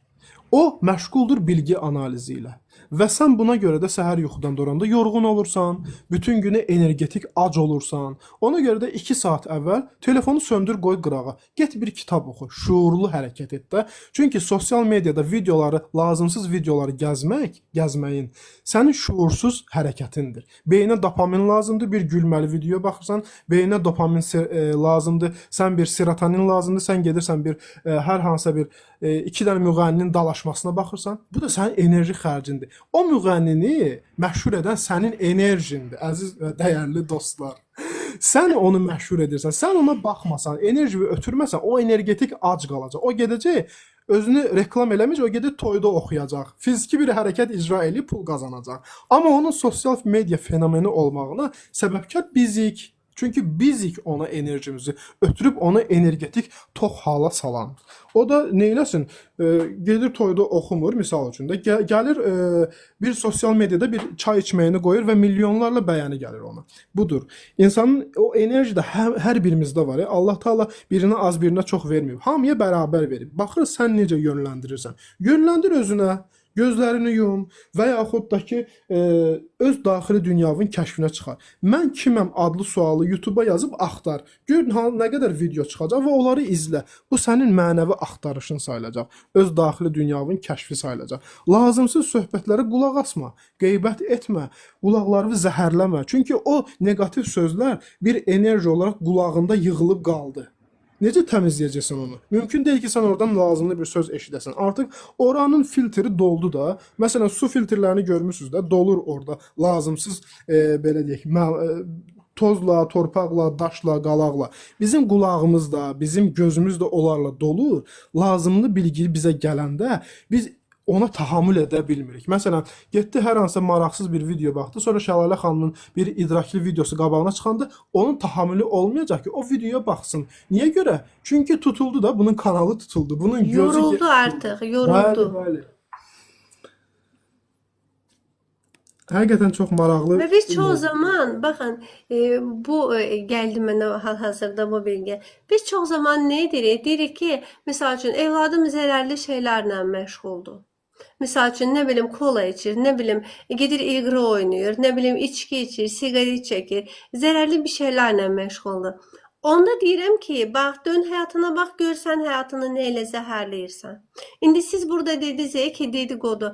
Əslində sən o dedikodunu dinləməklə də özünü, qanını zəhərləyirsən. Dedikodu bilmirəm, siz bunu bilirsinizmi yoxsa yox, dedikodu bizim dalağımızın frekansını pozur. Dalağı kirlədir. Və dedikodu ilə məşğul olan hər kəsin, o diqqət edin, baxın, ayaq barmağı var, baş barmaq. Baş barmağın böyrü şişir. Orada elə bilin ki, belə böyük belə şey əmələ gəlir. Fır kimi belə. Ən çox dedikodu edən insanlar mazol kimi. Elə bir ki, böyük baş barmaq oldu, baş barmağın çöl tərəfi. İnsanların bax, bir ayaqlarına baxdığınızda hiss edəcəksiniz, o dedikodu edirmi, etmirmi? Və biz çox zaman nə deyirik? Deyirik ki, yox, mən heç kəsin qeybətini qırmıram. Amma bir baxırsan ki, insan özünün davranışlarını bəyənmir, özünü bəyənmir, nə bilim, seçimlərini bəyənmir, yaratdığını bəyənmir. Halbuki hər şeyi sən yarattın. Həyatında bugün var olan hər şeyi sən yarattın. Sen seçdin, sən səs frekanslarınla, düşüncələrinlə, enerjini axıtdığın alanlarla bəsledin, həyatında sən var etdin. Amma sən bunun fərqində olmursan, sonra da yaratımını bəyənmirsən. Özünün dediqodunu edirsən. Bax, sən də bu şəkildə kirlətirsən özünü, qanını, sonra da deyirsən ki, mən oğlum zərər verir özünə. Nə bilim, zərərli işlərlə məşğuldur, nə bilim, olmayacaq şeylərlə məşğuldur. Onu o edirsə, bax gör sən bunu harda edirsən. Ona görə də hər zaman o bir misal verir, çuvaldızı öncə özünə batır. Öncə bir özümüzə baxmalıyıq, mən nə edirəm? Çünki həyat heç bir zaman məndə olmayan bir şeyi mənə göstərməz. Məndə nə varsa bunu mənə göstərir. Əlbəttə, bütün insanlar bizə bir aynadır. Baxdığımızı görürük. Və kimdə nəyi qınayırıqsa o bizdə var, kimdə nəyi görürüksə o da bizdə var. Sadəcə bu var olanları qəbul etmək lazımdır ki, o sənə bir dərs olaraq yenidən sənin həyat hadisələri ilə sənin qarşına çıxıb sənə nəsə öyrətməyə çalışmasın. Narsist insan var ətrafında, sənsən də narsist. Kimdir ki? Sən özünsən. O sənə göstərir, o aynadır. Sən deyirsən ki, yo, bu belə, bu elə, qınayırsan onu. Qınadığına görə sənə o narsist durumuna səni salır ki, bax, səndə var idi, qəbul etmədin, indi yaşa. Və bunu artıq biz görəndən sonra qəbul edirik və bu da illər çəkir. Ondan sonra özümüz də qınayırıq ki, niyə mən bu dərsi illərlə anlamadım? Bu da ki, anlayan insanlara, ağıl sahiblərinə aiddir bu sözüm. Anlayandan sonra artıq keçirik növbəti dərsə. Qəbul edərsək, həqiqətən də həyatımızda olan hər bir şeyi, istənilən tarazlığı və yaxud natarazlığı, balanslığı və yaxud balanssızlığı bizim öz perspektivimizdən deyirəm. Onlar artıq bir taraza düşəcək mütləq şəkildə. Əgər biz bunu qəbul etməsək, ilişib qalacaq o həyatın o döngüsündə. Çünki şikayət təkrarlanan bir döngü yaradır. Biz bunu anlamalıyıq. Heç kimdən şikayət etmə. Hər bir şey Rəbbin rəhmətidir. Bir gün sənin başına bir xəstəlik gəlirsə, inan ki, mən səni əmin edirəm ki, əziz dostum, o sənə rəhimli bir gələn xəstəlikdir. Əslində sən ondan ağırını O bir şifadır, şifadır. O xəstəlik şifadır. Təbii ki, biz onları öz əməllərimizlə qazanırıq və rəhimli sifətin bizə göstərdiyi o balansda qazanırıq. Sən onu etiraz etsən, betərini alacaqsan və sən orada etiraz etmə, oradakı hikməti axtar, tap. Gör bu xəstəlik sənə nə dedi, nəyi öyrətdi. Sən bu xəstəlik üçün dərmanda şəfa tapmadın, insanda şəfa tapmadın. Məlum məsələdir ki, sən yönələcəksən ən sonda Rəbbinə. Onu elə ən ilkə sal, ilkin sırada ona yönəl ki, o da sənə o digər illüzioner vasitələrin ayağına, həkimlərə, təbiblərə salmasın. Çünki bütün dərmanlar ondadır. Çünki dərdi verən odur. Dərdi verən dərmanını da verəcək. Niyə əmin deyilsən? Baxın Rəşad bəy, görün çox qəribə bir döngü var. Elə bir ki, Allah bizdə olanı bizə göstərir, qarşımızdakı birinin vasitəsilə göstərir. Biz baxırıq, onda bir şey görürük, qınayırıq onu, deyirik ki, bax gördünmü, falan kəs bunu belə etdi.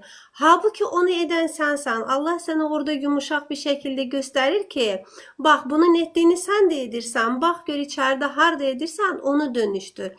Və biz özümüzdəkini görmürük. Deyirik ki, buna bax, falan kəs bunu etdi. Qınayırıq. Ondan sonra da elə bir ki, bunu Allah bizə öncə birilərinin vasitəsilə göstərir. Orada görmədiyimizdə həyatımıza yansıyır. Əslində qınadıqlarımız ona görə həyatımıza yansıyır. Zaten sənin orada gördüyün, qınadığın birə-bir sənin özünün etdiyindir. Sadəcə olaraq bunu elə bir ki, Allah bizə öncə seyr etdirir. Sən bunu anladığında, özündə çözdüyündə bitirirsən. Anlamadığında, qınadığında bu səfər sən həyatına verir. Al bax deyir, sən orada seyr etdiyində anlamadın, indi yaşa anla. Ona görə əslində biz qınadığımızı yaşamadan ölmürük. Halbuki həyat güzgü, sən onda bir şey görürsənsə və bu sənin gözünə batır, sən onu qınayırsansa, yargılayırsansa, bu zaten sənin özündə olan bir şeydir. Orada anladığında bitirəcəksən, anlamadığın üçün bu səfər nə baş verəcək? Öz başına gələcək, ondan sonra yaşadığında deyəcəksən ki, ölən mənəmmiş. Çox qəribə bir döngüdür. Özümüz elə ki, özümüzə tələ qururuq, bundan xəbərimiz yoxdur. Hər şey bizdən bizə dönür, bizim bundan xəbərimiz yoxdur. Bəli, verdiyimiz emosional reaksiya da bizi elə döngüyə salan. Yəni biz müəyyən bir duyğu ifraz edirik, o duyğu ifrazımız artıq həmin o formatda olan yenidən bir hadisəni çəkir ki, bizim həyatımıza. Bu duyğunu sən də bunu ifraz et. Çünki sən bunu ifraz etməkdən razılıq. Kainat sözləri anlamır ki, kainat anlayır ki, sən hansı frekansdasan. Məsələn, Enerji. sən nəsə istəyirsən, nəsə bir arzularımız var da bizim həyatımızda. Hər insanın nəsə bir arzusu var. Mütləq ki, bu belədir. Ya mənəvi arzu, ya dünyavi illüzyoner arzu. Sən arzunu arzulamağından çox şey asılıdır. Sən əgər arzulayırsansa ki, məndə yoxdur, mənə verilməyəcək. Sən arzulayırsansa ki, mənə bu arzunu etdirdiyinə görə sənə təşəkkür edirəm. Çünki sən mənə bunu verməyi niyyət etmisən artıq və mən arzu artıq mənim həyatımda təzahür etmişcəsinə bir emosional duyğu sərgiləyim. Artıq arzu nədir? Bir enerjidir. Maddiləşmiş fiziki versiyası ən qısa zamanda sənin həyatına təzahür eləyəcək. Sən hazır olanda. Hazır ol ki, gəlsin sənin həyatına. Rahat şəkildə, asan şəkildə. Yoxsa insan məsələn görürsüz də 50 ildir, 60 ildir nəyisə arzulayır, amma çata da bilmir. Əlbəttə çata bilməyəcəksən. Çünki sən qıtlıq düşüncəsindəsən, yoxdur düşüncəsindəsən, halbuki hər şey sənin özündədir.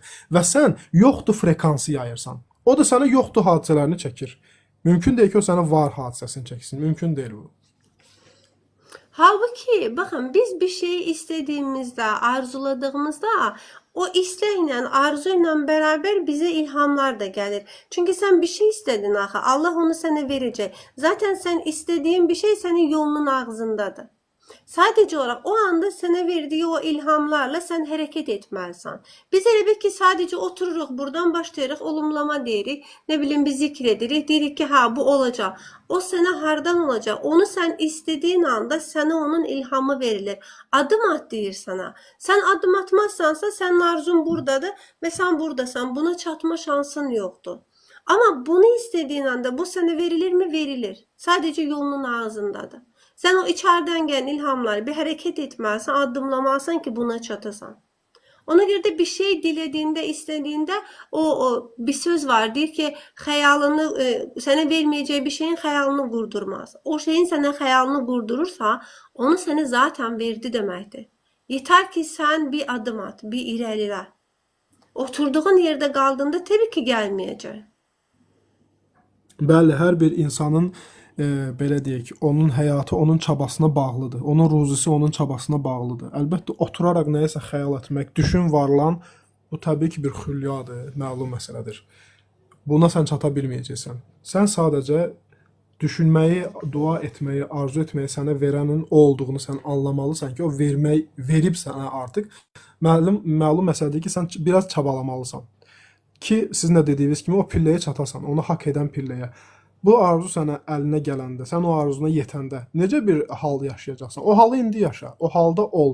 Çox lazım deyil, gündə 5 dəqiqə o halda olsan bəs edir ki, sən o arzunu tez bir zamanda öz həyatında maddiləşmiş versiya şəklində görəsən. Biz elə ki, siz necə edirik? Misal üçün bir şeyi biz arzuluyuruq, hə? Misal üçün, nə bilim, evimi dəyişmək istəyirəm ya da işimi dəyişmək istəyirəm. Sən əslində yaradıcı onu sənə verəcək. Sən yetər ki, onu arzula, yetər ki, onu dilə və içərdən gələn ilhamları dinlə. Biz əslində nə edirik? Elə ki, o anki durumumuza görə bir şeyin xəyalını qururuq. Sonra deyək, necə olacaq ki? Ya necələr sənin işin deyil, necə sistemin işidir.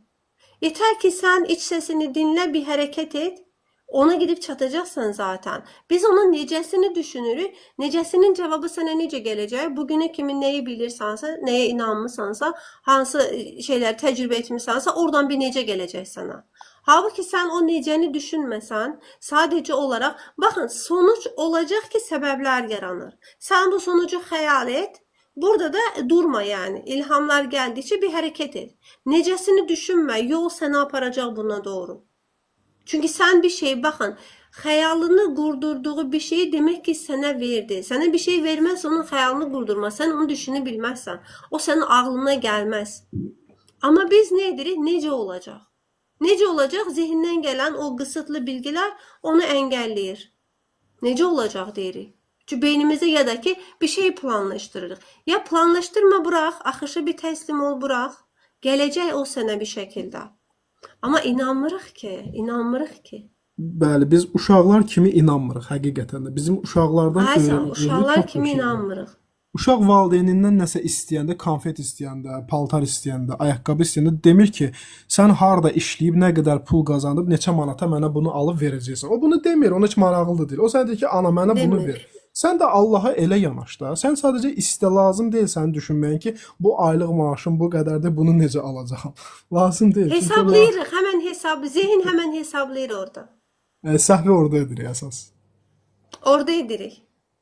Bir dənə qəşəng Halbuki söz sən var. sonucu düşün, səbəblər yaranacaq. Bəli, əlbəttə. Qəşəng bir söz var, deyir ki, insanlar deyir, əgər uşaqlar qədər ruzisinə görə narahat olmasaydı, heç şübhəsiz ki, onlar övliya olardı. Yəni ki, övliyadır, bu kimi şəxslər kimlərdir? Allaha ən çox güvənən də, yəni güvənmə faizi biz insanlardan daha çox olan şəxslərdir. Allah haqqında daha yüksək zəndə olan şəxslərdir də. Misal üçün, belə mən bunları səciyyələndirə bilirəm. İndi biz Allaha necə güvəniriksə, necə inanırıqsa, artıq o güvən, inam artıq bizdə o səbəbləri axtarmayacaq. Necə olacaq, nətər olacaq deməyəcək. Biz sadəcə istəyəcəyik. Çünki əmin olacaqsan, əmin olacaqsan. Uşaq, bəli, uşaq anasından, atasından əmin olanda. Baxın, bunu hər zaman deyirəm. Biz gedib otururuq restoranda, biz sifariş veririk. Tamam mı? Bax, o sifariş necə hazırlanacaq? Onunla maraqlanmırıq, oturub rahat gözləyirik. Baxın, o restoranın işlətməcisi qədər biz Allaha güvənmirik. O yemək sənin önünə necə hazırlanır, necə gələcək? Sadəcə gedirsən, oturursan, bax sonuc nədir? O yemək gələcək, sən onu yeyəcəksən. Sifarişini verirsən, bitdi, oturursan, ya telefonla məşğulsan, ya söhbət edirsən. Bilirsən, əminsən gələcək və o yemək sənin önünə gəlir. Necə hazırlanacaq? Ya nə bilim aşpaz bunu çatdırmazsa, ya nə bilim sifariş çox olarsa, mənim sifarişim gecikərsə, düşünmürsən ki, oturub sadəcə gözləyirsən. Biz bu qədər belə Allaha inanmırıq. Doğru deyirsiniz.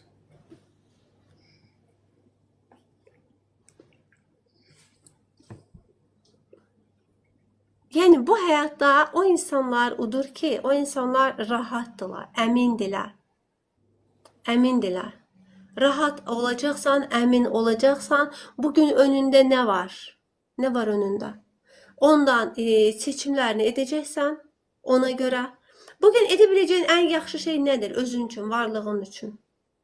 Nədir? Onu edəcəksən və arxasını burax, sabaha düşünmə, sabah nə olacaq? Bir saat sonra nə olacaq? Bir saniyə sonra nə olacaq? Bir saniyə sonra nəfəs alacaq mı, almayacaq mı? Bunu belə bilmirik. Biz bir ay sonranın planını cızırıq. Nə bilim, evladlarımın həyatı nə olacaq? Bırax, hər kəsi bırax. Hər kəsin bir sahibi var, sənin də bir sahibin var. Bir nəfər Şəlalə xanım sual yazıb, bəs əgər insan bilmirsə kim olmaq istəyir? Maraqlı sualdır. Əslində icazə versə cavablandırardım onu. Təbii ki, söz sizdə. Çox sağ olun.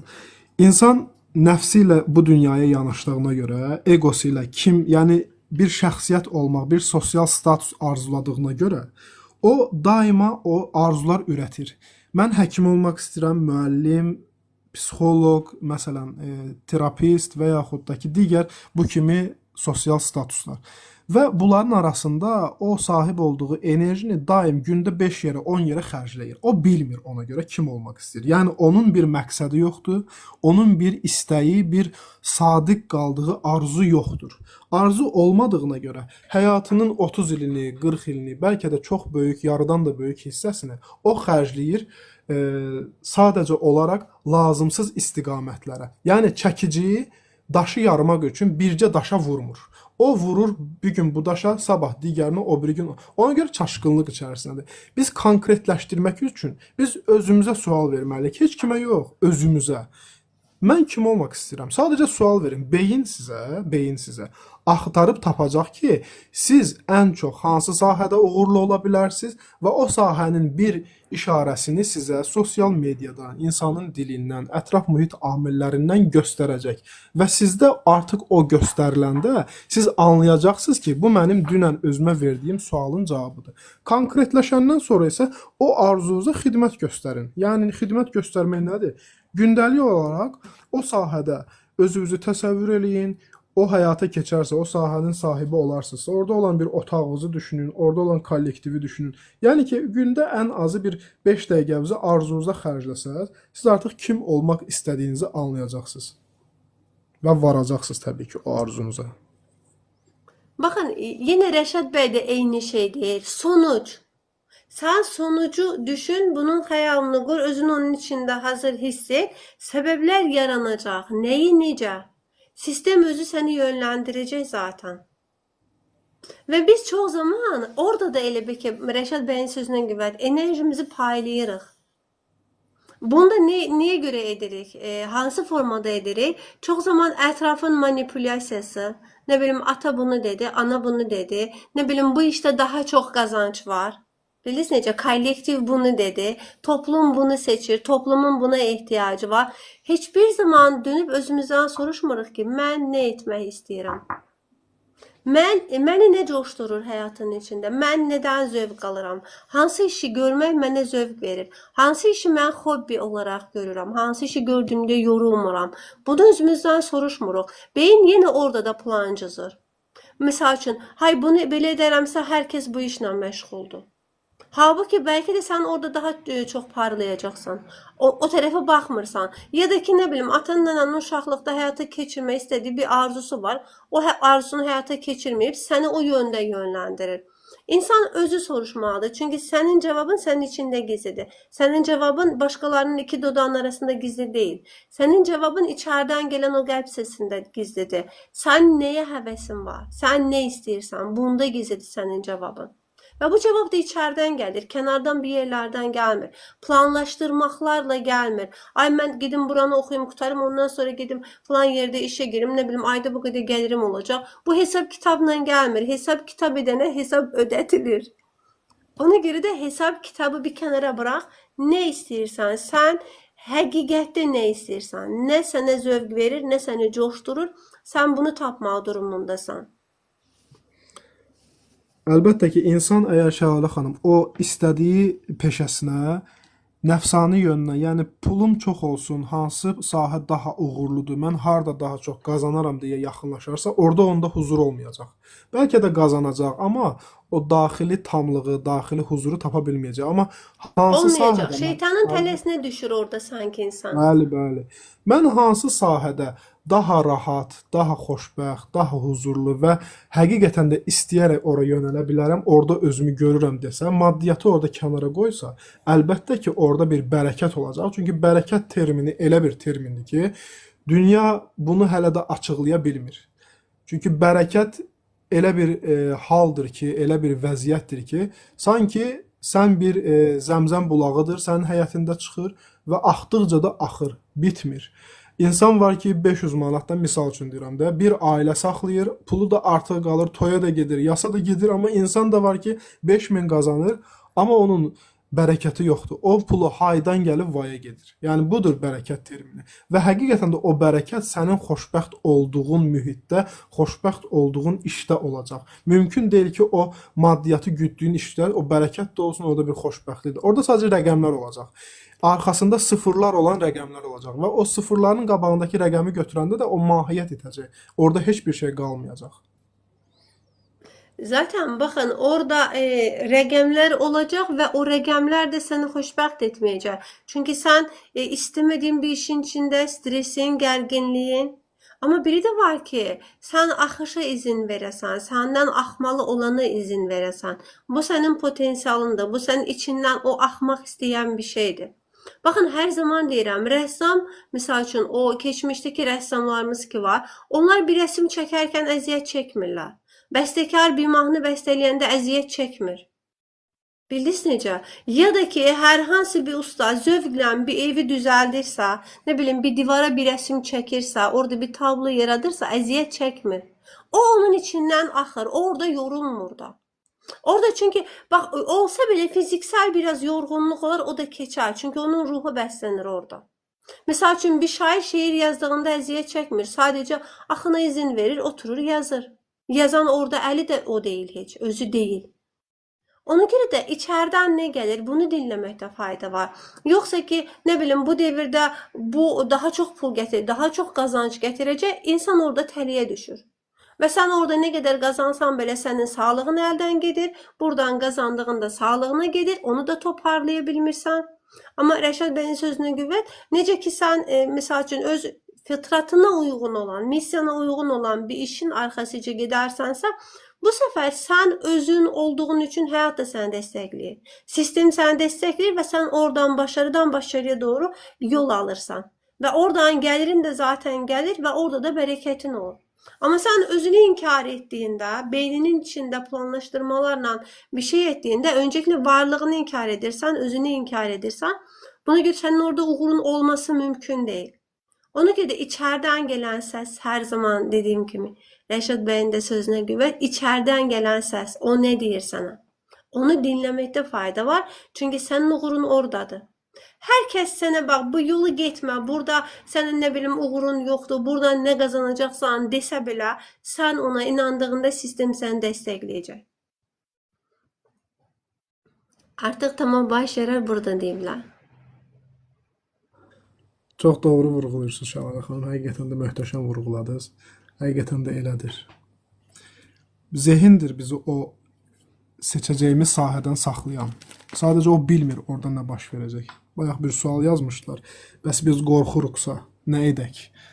Sizi qorxudan zehindir. Çünki o bilmir. Siz o işə yönələndə orada nə olacaq? Siz orada zehni söndürməlisiniz. Qəlbinizdən hə gəlirsə yönəlməlisiniz. Qəlbinizdən yox gəlirsə orada siz dayanmalısınız. Zaten o əsas da olan o qəlbin səsini eşidib dinləmək bacarığının formalaşmasıdır bizdə. Biz o formata gələ bilərsək, biz o səsini eşidə bilərsək, o da necə baş verir? Sənin öz mənəviyyatını qidalandırmağınla. Qidalandırsan əgər o səsi eşidə bilərsən, o yönləndirməni eşidə bilərsən. O qorxu əslində bizim içimizdəki uşağın keçmişdə yaşadığı başarısızlıqdan gəlir. Onu da anlamaq olar. Sən onu anlayacaqsan, görəcəksən, amma yoluna devam edəcəksən. Biləcəksən ki, o sənin içində keçmişdə yaşadığın hər hansı bir uğursuzluqdan, sən orasıyla barışmamısansa, orasıyla halallaşmamısansa, oradaki qapıları bağlamamısansa, sənin zihnin oranı ziyarət edib. Bunun fərqində olacaqsan və nə edəcəksən, onu da anlayacaqsan, onu da dinləyəcəksən, amma yenə də qəlbin səsiyle addım atacaqsan. Bildiniz necə? Yəni savaşmaq deyil məqsəd. O da mənəm, zihnim də mənəm, düşüncələrim də mənəm, nəfsim də mənəm, egom da mənəm. Bunların hamısı mənəm. Bunlar da savaşmaq deyil. Sadəcə olaraq anlamaq və anlamaq hər kəsə öz işini elə bil ki təslim etmək. Biz ne edirik? Biz her şeyi özümüz etmeye çalışırıq. Halbuki yaratıcı bize ne deyir? Yaratıcı deyir ki sen seç. İste qulum deyir. İste qulum deyir, sən seç deyir. Nəyi necəni düşünmə, biz nəyi necəni düşünürük. Biz öz işimizi görmürük ki, biz Allahın işinə qarışırıq. Orada burnumuzu soxuruq.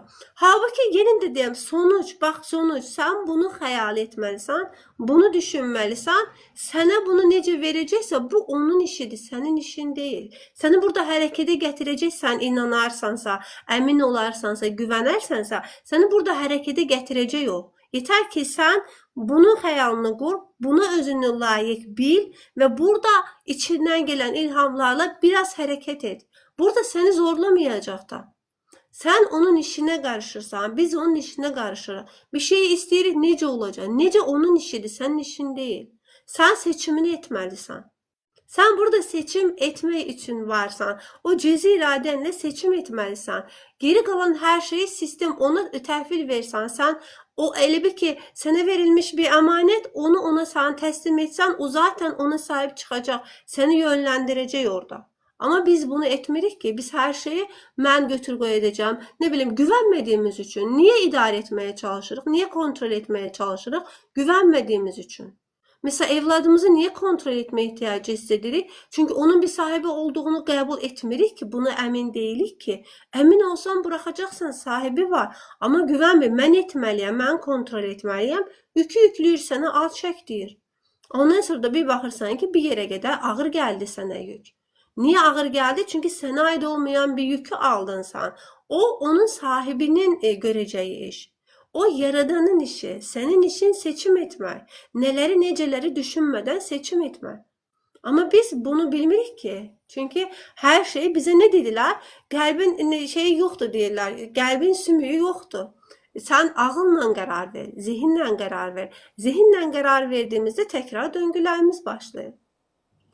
Ona göre de içerinin sesini dinlemek ve adım atmak. Nece olacak düşünmeden adım atmak. Bu bir təslimiyyətdir əslində. Ona güvənərək təslimiyyətdir. İnsan Şəhla xanım zövq almağa gəldiyi həyatda bu da necə zövq ala bilər? Təbii ki, xeyrə vasitə olmaqla. Bu həyatda özünün zehninə o qədər yükləyib ki, zehin də elə bir formatdır ki, orada bir gigabayt yoxdur ki, orada sən müəyyən məlumatı alasan, ondan sonra məlumat ala bilməyəsən. Yəni yükləndikcə yüklənir və o məlumatlar bizim belimizə yüklənir. Biz daima aldığımız məlumatı özümüzlə daşımaq məcburiyyətində qalırıq. Buna görə də yoruluruq, buna görə də tükənirik, buna görə də özümüzə bu həyatda yol yoldaşı axtarırıq ki, bizim yükümüzü yüngülləşdirsin. Zaten bu səbəbdən də biz bir insan görəndə, bir dostumuza, bir tanışımıza və yaxud da ki, parkda yanımızda əyləşən bir insana biz başlayırıq problemlərimizdən, dərdlərimizdən danışmağa. Bu nədir? Bu sənin öz üzərində yığdığın yükü onun üzərinə yükləməyin deməkdir ki, gəl mənə yol yoldaşı ol. Amma insan sadəcə olaraq bildiyini buraxarsa, təslimiyyət tezliyinə köklənərsə, bütün yükünü buraxarsa o azad olacaq. Onun beli bükülməyəcək. O rahat şəkildə nəfəs alaraq həqiqətən də başını qaldırıb yuxarı baxar, səmaya baxa biləcək. Səmaya baxmaq nədir? Səmaya baxmaq sənin o günəşin şölələrindən zövq almağın, quşların o belə deyim uçmağından, o gözəlliklərdən sənin zövq almağın deməkdir. Sən o qədər başı aşağı dikərək hərəkət etmirsən ki, sənin gördüyün ancaq ayağının altındakı palçıq olub. Ona görə də sənə dünya qara görünür, dünya pis görünür, insanlar ləkəli görünür. Çünki sən zaten hər zaman qızılgülün tikanına baxmısan. Sənə maraqlı gəlməyib qızılgülün gülünü qoxlayıb iyləmək və tikanına da o gülə görə qatlanmaq. O da o tikan da nəyə var? Sənin güllə öz istədiyin kimi rəftar etməməyin üçün var. İstədiyin kimi rəftar edərsən, o tikan sənə batıb səni incidəcək. Onun da bir sərhəddi var. Əlbəttə, hər bir şeyin bir sərhəddi var. Məsələ də odur ki, sərhəddi var. Bəli, onların içində olan o pərdə ki var, dənələrini bir-birindən ayıran. Bax, o incə sərhədlərə insan əgər riayət edərsə, o zaman o həqiqətən də nə öz sərhəddini keçmiş olacaq, nə də digər insanların sərhəddini tapdalamış olacaq. Buna görə də həmin insan daima huzurlu olacaq. Çünki onun ətrafı huzurlu olacaq və ətrafının huzurlu olması zaten onun daxili dünyasında olan bir tarazlığın nümunəsi olacaq.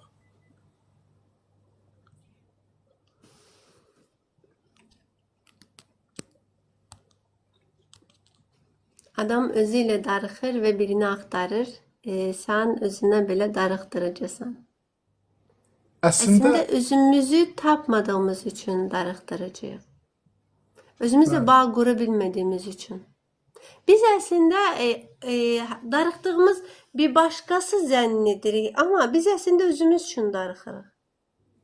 İçərisiyle bağlantı qura bilmədiyimizdə darıxırıq biriləri üçün. Çünki yarım hiss edirik. Halbuki axtardığımız da odur. Zənn edirik ki, biri gələcək, biz rahat olacaq. Bir dönün baxın həyatınıza. Misal üçün, həyatınızda olan biri sizə nə qədər diqqət göstərsə, nə qədər qayğı göstərsə, nə qədər sizi bir şeylər alsa, versə, siz qane olarsınız. Öz varlığı ilə bağlantısı kəsilmiş heç kimsə maddi dünyada heç bir şeydən doymaz. Öz varlığı ilə bağlantısı olan hər kəsində bu maddi dünyada çox bir şeye ihtiyacı olmaz. İnsanın çox yeməyə də ihtiyacı yoxdur, bilirsizmi? Bayaq Rəşad bəyin qeyd etdik kimi biz cəmi bədənimizə lazım olan o mineral, vitamin, enerjinin 20%'ni yeməkdən alırıq. İnsanın çox yeməyə də ihtiyacı yoxdur. Amma biz çox yeməyə də ihtiyacımız olmadığı halda gün içində bəlkə də ən çox onu düşünürük. Çox qəribədir. Əslində bilirsiniz, bu bəy də yazdığı kimi Şəhla xanım, biz daxildə olan o axtarışımız nədən ibarətdir? Biz sanki bizim bir boş qabımız var və yaxud bir stəkanımız var, o yarıya qədər doludur. Necə ki biz dünyaya yarımçıq gəldik və yarımızı axtarırıq. Və axtardığımız yarı hər zaman kənarda axtarırıq. Elə bilirik ki, o kənardadır. Sanki evimizdə bir xəzinə var, evimizin qapını bağlamışıq və çıxmışıq kənara ki, biz xəzinə axtaraq. Amma axtarışdan bezib evə dönüb evin qapısını açanda görürsən ki, xəzinə buradaymış ki, mən niyə ömrümü xərclədim kənarda. Biz duygusal ac olarak bu dünyaya gəlmişik və duygusal yarımçıq olarak bu dünyaya gəlmişik. Bir insan həyatımıza gəlir, bir əks cinsimiz səni sevirəm deyir. Onun bir səni sevirəm cümləsi bizim sevgi aclığımızı doyurur bir müddət. Və biz özümüzü o qədər özümüzdən keçərək onu həyatımızın mərkəzinə qoyuruq ki, sistem onu bizim əlimizdən alır və bizə xatırlatır ki, sənin ona ehtiyacın yoxdur. Səni onsuz da yaşadacağam. Sənin əslində səni yaradana ehtiyacın var. Sən o duygusal boş tərəfi ona olan sevginlə doldurmalısan və bu dünyada olan bütün illüzyoner enerjilər, yəni insan faktoru, telefon, ev, eşik, maşın, ağlımıza gələn, arzuladığımız hər bir şey. Onu qoyduğun nöqtədə və sənin durduğun nöqtədə araya qoymalısan o sevgi bağını Rəbbinə. Mərkəzdə o olmalıdır. Əgər sən onu ilk öncə sevərsənsə, sonra övladını ona xatir, onun yaratdığı olaraq, onun sənət əsəri olaraq, yəni bir rəssama xatir rəsm əsərinin yaxşı və yaxud da ki pisliyinə baxmayaraq onu sən seçərsənsə, mümkün deyil ki, o sənət əsəri sənə pis olsa da yaxşı göstərilməsin və o sənin əlindən alınsın. Bu qeyri-mümkündür. Bugün itirdiklərimizi də ona görə itiririk ki, biz özümüzdən keçmişik. Özümüz kimdir? İnsan özünə sual verməli ki, bax, mən özüm kiməm? Niyə mənə deyir ki, sən özündən razısan və bu söz mənim niyə acığıma gəlir? Burada olan öz kimdir? Burada olan öz sənin ruhundur. Hansı ki, Allahdan bir parça olan ruh. Onun üfürdüyü ruhdur. Sən amma onun fərqində deyilsən. Və sən həqiqi öz kimliyini bilmədiyinə görə sənə deyiləndə ki, sən özündən razısan, sən deyirsən, yox. Əlbəttə mən özümdən razıyam. Niyə mən özümdən narazı olum? Özüm mənə neyinib ki, mən ondan narazı olum? Mən özümdən razı olmalıyam ki, özüm də məndən razı olsun. Siz Allahdan razı olun ki, Allah da sizdən razı olsun. Allahdan narazılığınız sizin özünüzdən narazılığınız deməkdir. Çünki sizin içinizdə olan o kamil tərəfi siz qəbul etmirsiniz. Allahın sizə bəxş etdiyi lütufları görmürsünüz. Görmədiyinizə görə də siz narazısınız. Daima narazılıq vibe yayırsınız. İnsan anlasa ki, günəş onu isitmək üçün hər gün doğur. İnsan anlasa ki, ateistin də, deistin də, müsəlmanın da, xristiyanın da bağında yetişən alma ağacı hamının alma ağacıdır. Da hamı ondan qidalanır. Görün Allahın rəhməti necədir. Allah subhanahu və teala yaratdığı hər bir insana rəhm edir və rəhmət əsması ilə yaxınlaşır. Ona görə də demir ki, mən məni inkar eləyənə su verməyəcəm. Mən məni inkar eləyənin bağında meyvə ağacları yetişdirməyəcəm və yaxud da ki, günəş onun üzərinə doğmayacaq. Ancaq məni tanıyanların üzərinə doğacaq. Yox, o sevir və biz də sevməliyik. Hər birini sevməliyik. Xoşumuz gəlməsə belə sevməliyik. Ona görə sevməliyik ki, o, onun sənət əsəridir. Onu ona xatir sevməliyik.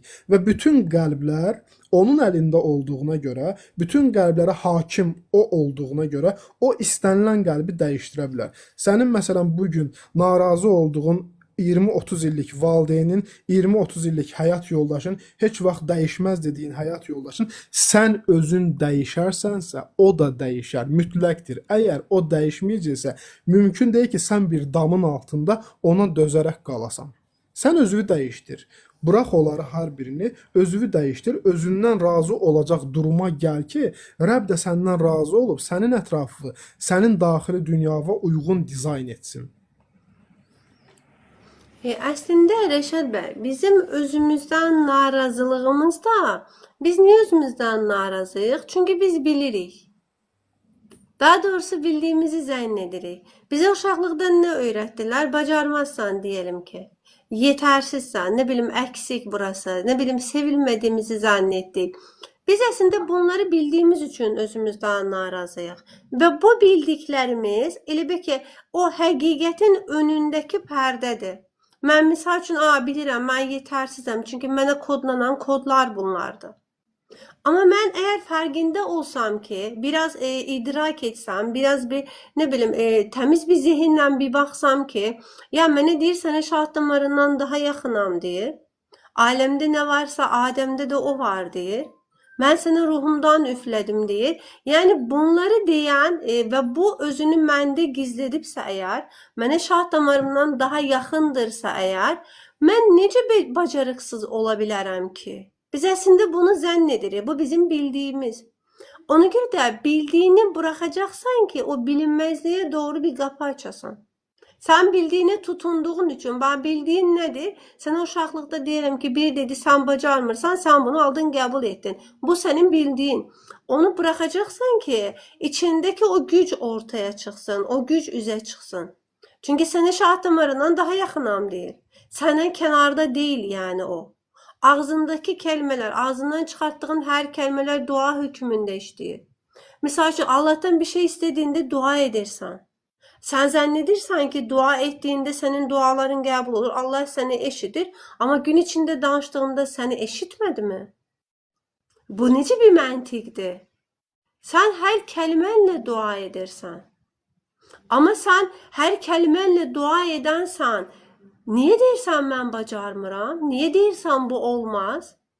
Niyə deyirsən mən bu qədərini bacarıram? Sən burada əslində kimi aşağı çəkdin? Varlığını özünü aşağı çəkdin. Sənə şah damarından daha yaxınam deyir, sən deyirsən ki, mən bacarmıram deyirsən.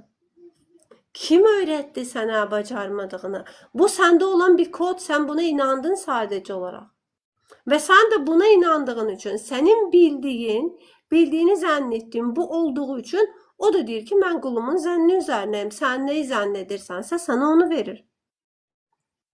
Sonra da yaratdığını bəyənmirsən, seçimlərini bəyənmirsən. Amma halbuki sən seçdin, onu da sən seçdin. Necə seçdiyimizdən xəbərimiz belə yoxdur. Kəlmələrlə hər gün dua edirik. Bundan da xəbərimiz yoxdur. Mən heç nəyi anlamadım yazıb dostumuz. Asanlıqla, güzəlliklə açılsın. Canlı yayının kaydını Rəşad bəyin də izni varsa diğer platformada paylaşmaq istəyirəm. Rəşad bəy, komple hamısını, yəni bütöv canlı yayını diğer platformaya atabilirim. Onun yollarını araştırdıqda gəlir. Baxın, siz niyyətiniz olduğunda hər zaman deyirdiniz, canlı yayının kaydı olsun, paylaşın, kaydı olsun, paylaşın. Mən əvvəllər nə görürdüm? Bu platforma mesela qırıq-qırıq canlı yayın elə bir ki, epizodları verir. Bu da yetersizdir deyirdim. Mən istədiyim epizodları vermirdi mənə. Sonra bir baxdım ki, bütöv canlı yayın var orada. Onu yəni sən kaydedebilirsən, sonra istədiyin yerde paylaşabilirsən. Ona göre bu canlı yayının kaydını Rəşad bəyin də izni varsa diğer platformada tam bütövlüğüyle paylaşabilirim. Xoş olun. Canlı yayının kaydını izləyərsiniz dostlar. Bir sual var ki, Alalə xanım, burada bir xanım yazır. Bədəndə göbələk xəstəliyi nəyə görə olur? Sizce nəyə görə olur Rəşad bəy? Mən düşünürəm ki, bu göbələk xəstəliyinin əsas ruhani səbəbi, yəni ruh perspektivindən baxsaq, təbii ki, o fiziksel səbəbləri qoyuram kənara, onlar ən üst səviyyələrdir, yəni səthdə görünənlərdir, daxildə bir duyğular var. Məsələn, orada yaranma yerindən asılı olaraq bu ola bilər bizim içimizdə olan yığılan stres olsun və daxili çürümə hissi yaşantısına görə belə bir hal olsun. Ola bilər ki, utanc, özünü günahkar hiss etmə, özünü çirkli sayma. Bu da təbii ki, bizə uşaqlıqdan kodlanan kodlar və yaxud da ki, o yetkinlik yaşda qarşılaşdığımız həyatın o sıxıcı hadisələri və ətraf mühitin bizə saldığı bizi sərhədlər və həmçinin də bizə utancın, utanmalısan, belə olmaz, belə olmaz, belə olmaz deyilişlərdir ki, bu da bizdə daxildə bir enerjisel disbalans yaradır. Təbii ki, dişil və eril enerjinin disbalansı yarandığına görə biz bu təzahürlərin, bu kimi xəstəliklərin fiziki bədənimizdə təzahürünü gəlib görə bilirik. Buna görə də insan ilk öncə onu sıxan duyğuları müşahidə etməlidir öz daxilində və o duyğulardan qurtulmalıdır. Qurtulmaq nə deməkdir? İnsanlar bunu anlamaya bilər. Məsələn, duyğudan qurtulmaq. Bizim evimizdə heç vaxt girmədiyimiz qaranlıq otaqlar var. Hansı ki, bunlar bizim şuuraltımızdadır, yeridilib bizim şuuraltımıza və onu da bizə valideyn, ətraf mühit amilləri yeridib. Biz də qorxumuzdan o otağın qapısını açıb baxa bilmirik. Amma biz o otağın qapısını açma cürəti, o duyğunu tanıma istəyi bizdə yaranarsa, biz qapını açacağıq və əlimizi sola çevirib işığı yandırdıqda o utanc duyğusu və yaxud da ki, digər bu kimi alt frekans duyğuları biz görəcəyik. Gördüyümüzə görə işığa qərq olacaq. İşığa qərq olmağı artıq o duyğunun sənin üzərində təsirinin 50% azalması deməkdir.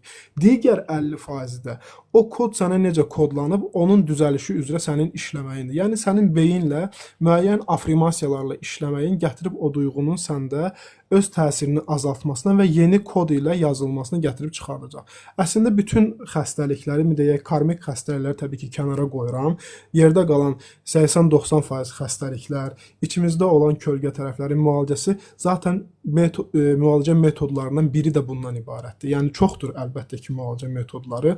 Biri də bundan ibarətdir ki, biz öz daxilimizdə olan duyğuları qəbul edək, ən əsası disbalansda olan dişili və erili, hansı ki, daxili dünyamızda olan iki dənə taxt var da bizim içimizdə. Bir kralın taxtıdır, bir kraliçanın taxtıdır.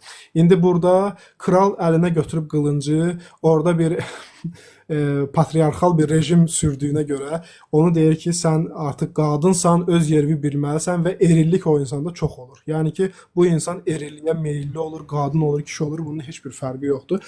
Bir də var ki, məsələn, arvad, qadın və yaxud da ki, kraliça götürür ki, sən zəif kişisən, sən bu taxta layiq deyilsən, artıq sən düş taxtından, get digər işlərlə məşğul ol və daxili dünyamızda dişil enerji öz hökmranlığını sürür. İndi biz nə etməliyik? Bu kralla kraliçanı barışdırmalıyıq. Deməliyik ki, gəlin razılığa, oturun yan-yana, siz dostsuz, siz bir-birinizdən ayrı deyilsiniz, siz bir maqnitin iki qütbü kimi əks ola bilərsiniz, amma bütövlükdə bir totallıqda bir vahidliyi təmsil edirsiniz. Biz bunları onlara agah edərsək, öyrədərsək öz daxilimizdə, təbii ki, bunların da çoxlu metodları var və çox sadə də metodlar var. Bunları edərsək, bütün xəstəliklər bizdən canını qurtular və yaxud da ki, bizdən əl çəkər. Çünki xəstəlik qonaqdır, bizim evimizə gəlib. İndi o qonağı göndərənin xatirinə sevgi ilə qəbul etməliyik ki, qonaq da bizə çox əziyyət vermək istəməsin və bizim evimizi sevgi ilə tərk etsin. Əlbəttə ki, sevərsək, doğru şəkildə qəbul edərsək həmin xəstəliyi və xəstəliklə mübarizə aparmağı yox, kənara qoyaraq onu sevməyi seçərsək, o xəstəlik bizdən gedəcək. Fərqi yoxdur bu xəstəliyin növünün və yaxud da ki, bizə yetirdiyi o ağırlıq dərəcəsinin heç bir fərqi yoxdur. Əslində baxın, xəstəlik qonaqdır, qonaq da əlində bir mesajla gəlir. Səndə olan bir şeyi sənə xatırlatmaq üçün gəlir. Məsələn, göbələk harda əmələ gəlir? Dəridə əmələ gəlir. Düz. Bax, dəri nədir? Bizim elə bir ki, bədənimiz və ətraf aradakı sərhəddir. Əgər ki, sən həyata güvənməzsənsə, həyat güvənsizdir deyərsənsə, bu indi bədəni hansı nahiyəsində əmələ gəlir, Rəşad bəyin sözünə görə, o yerin də zaten bir mesajı var. Bildiniz necə? Yəni, bax, sən əgər həyata güvənməzsənsə, həyata o gələcəyinə güvənməzsənsə, yaradıcıya güvənməzsənsə, bax, sənin hansı ki, bu bədənini qoruyan bu örtük var, bu zədələnir. Zədələndiyi yerdə də deyir ki, bax, içəridə bu enerji var, bu frekans var. Mən güvənsiz hiss edirəm burada. Təhlükədəyəm deyir. Bildiniz necə? Ona görə də dəri onun mesajını verir sizə. Deyir ki, sən güvənmirsən həyata. Məsəl üçün, bu ayaqlarındadırsa, əgər gələcəyə adım atmağa güvənmirsən, orada çətinliklərin var və içəridə kimlə sənin küskünlüyün var, adım ata bilmirsənsə, ata ilə barışıq deyilsən, bir sürü mesajlar verir. Bədəndə olan bütün xəstəliklər belədir. Elə bir ki, olduğu yer, yarandığı yerlə bağlı bir sürü mesajlar verir. O xəstəlik bir qonaqdır. Rəşad bəy demiş, qonaqdır. Amma qonaq əlində bir məktub getirib sənə. Onu açıb oxuma durumundasan, bu mənə nəyi deyir?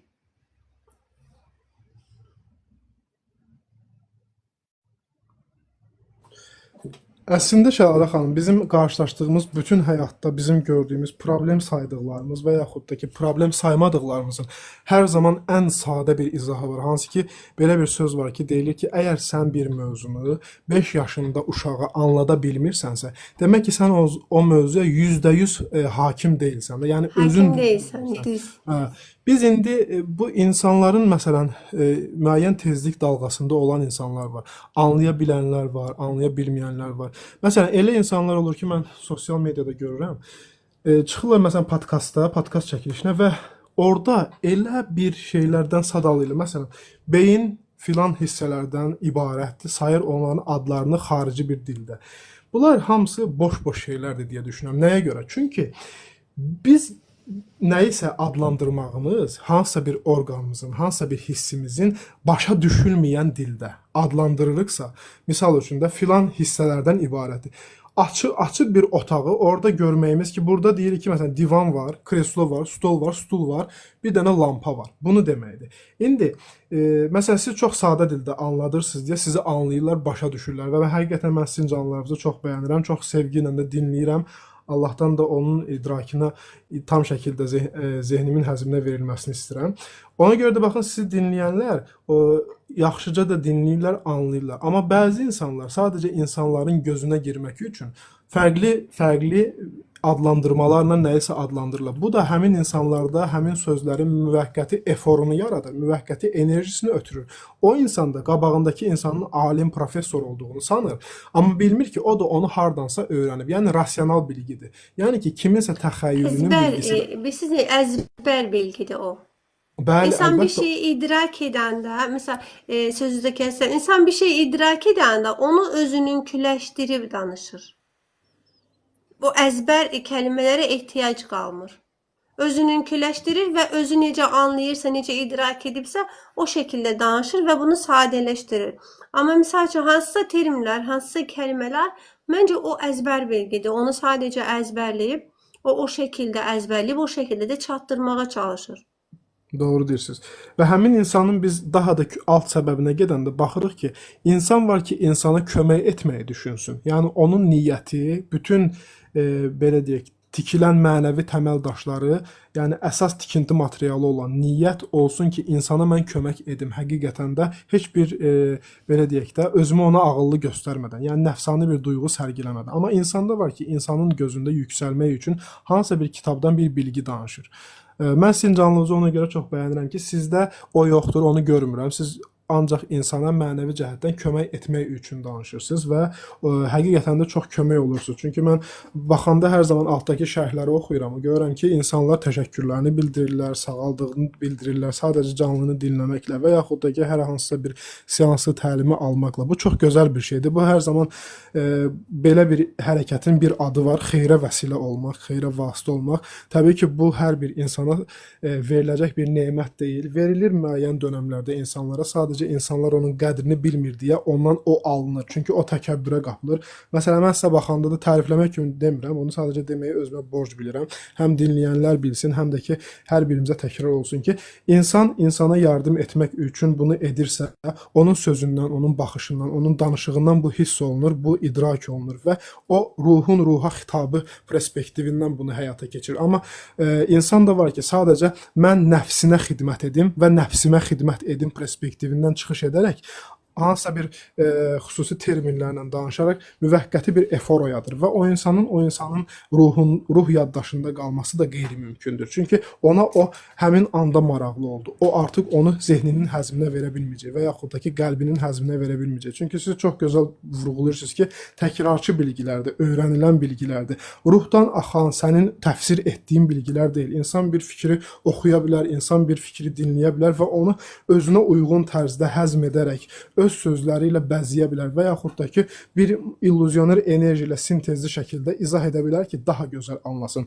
Niyə görə insanlar, məsələn, görülənlər üzərində deyiləndə çox gözəl anlayır? Ona görə ki, zehnimizin həzm etməsi üçün mütləq şəkildə biz şəkillər üzərində başa salmalıyıq. Məsələn də deyə bilərik ki, dişil və eril enerji. Bunu insan başa düşməyə bilər. Amma desək ki, məsələn də kişi və qadın avtomatik anlayacaqlar. Çünki zehin kişi və qadının şəklinə bələddir. Ona görə də o dişil və erili bizim öz beynimizdə bərabər götürdüyü kişiyə və yaxud da ki, qadına artıq onu daha yaxşı həzm edərək insanın bir növ daxili bilinçaltısında, kitabxanasında artıq o yazını aktivləşdirdi. O da anladı və bildi. Zaten bedenimiz də belə deyilmi Rəşad bəy? Misal üçün, yediyimiz hər yemək həzm olunurmu? Misal üçün, bağırsaqlardan hansı yeməklər içəri keçir? Biz ondan faydalana bilirik. O xırdalanı bəlli bir ölçüdə olan qidaları biz ancaq bədənimiz ala bilir. Geri qalanları atıq şəklində atılır. Həyatın içində də belədir. Bir insan bu gündəlik yaşadığımız həyatdan, misal üçün bağlantılar quraraq, o bilgini gündəlik yaşadığımız həyatla birləşdirərək açdığında insan onu anlaya bilir. Yoxsa ki, o bəlli bir terminlərlə çox insan onu anlamır, mən özüm də anlamıram. Mən özüm də anlamıram onu.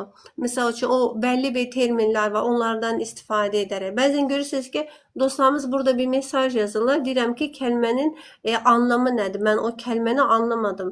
Ya bunu hər kəs anlaya bilmir, amma hər kəsin anlaya biləcəyi bir sadə bir dil var. O sadə dillə danışmağı seçmək məncə hər kəs üçün faydalı olar və burada da sizin dediyiniz kimi o eqonu, nəfsi o kənara çəkmək. Misal üçün, hərdən görürsünüz ki, mənim içimdə bu qaldırmırmı başını o nəfsim, o eqom içində özünü qaldırmırmı, göstərmirmi?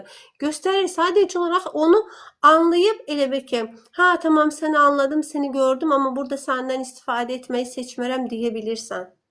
İnsan özünü izləməlidir. Özünü izləməyən insan heç bir şəkildə, misal üçün, mən heç kimə o dərəcədə yardım edə bilmərəm insanın özünün özünə etdiyi qədər. Siz özünüz özünüzə yardım edəcəksiniz. Biz burada sadəcə vasitəçiyik. Baxın, burada olmasanız, dinləməzsəz, mən sizin evinizdə hər birinizə gəlib bu bilgiləri çatdıra bilmərəm ki. Biz burada bir canlı yayın açdıq. Rəşad bəy də təşəkkür edirəm. Ortaq bir canlı yayın açdıq. Möhtəşəm bilgilər paylaşdıq. Siz də buradasınız, əmək verirsiniz, seçirsiniz, dinləyirsiniz. Ekranı kaydırın yuxarı başqa bir canlı yayın. Edebilirsinizmi? Edebilirsiniz. Ona görə hər kəs öncə bir öz-özünə əmək verməlidir. Sən özün özünə əmək verdikcə səndə açılacaq. Biri gəlib sənin, Rəşad bəy də bayaq dediyi kimi, sənin çakralarını aktive edə bilməz. Bunu edən sənsən. Bunu edən sənsən. Diyelim ki, bunun bəlli bir yöntəmləri varmı? Var. Edə bilərmi? Edə bilər. Amma sən təkrar onu bağlayacaqsan, çünki onu bağlayan sənsən. O çakraların sənin niyə bağlandı? Niyə orada blokajlar əmələ gəldi? Sən bunu anlamasan, idrak etməzsən, bunu sən 100 dəfə açdır, yenə bağlayacaqsan.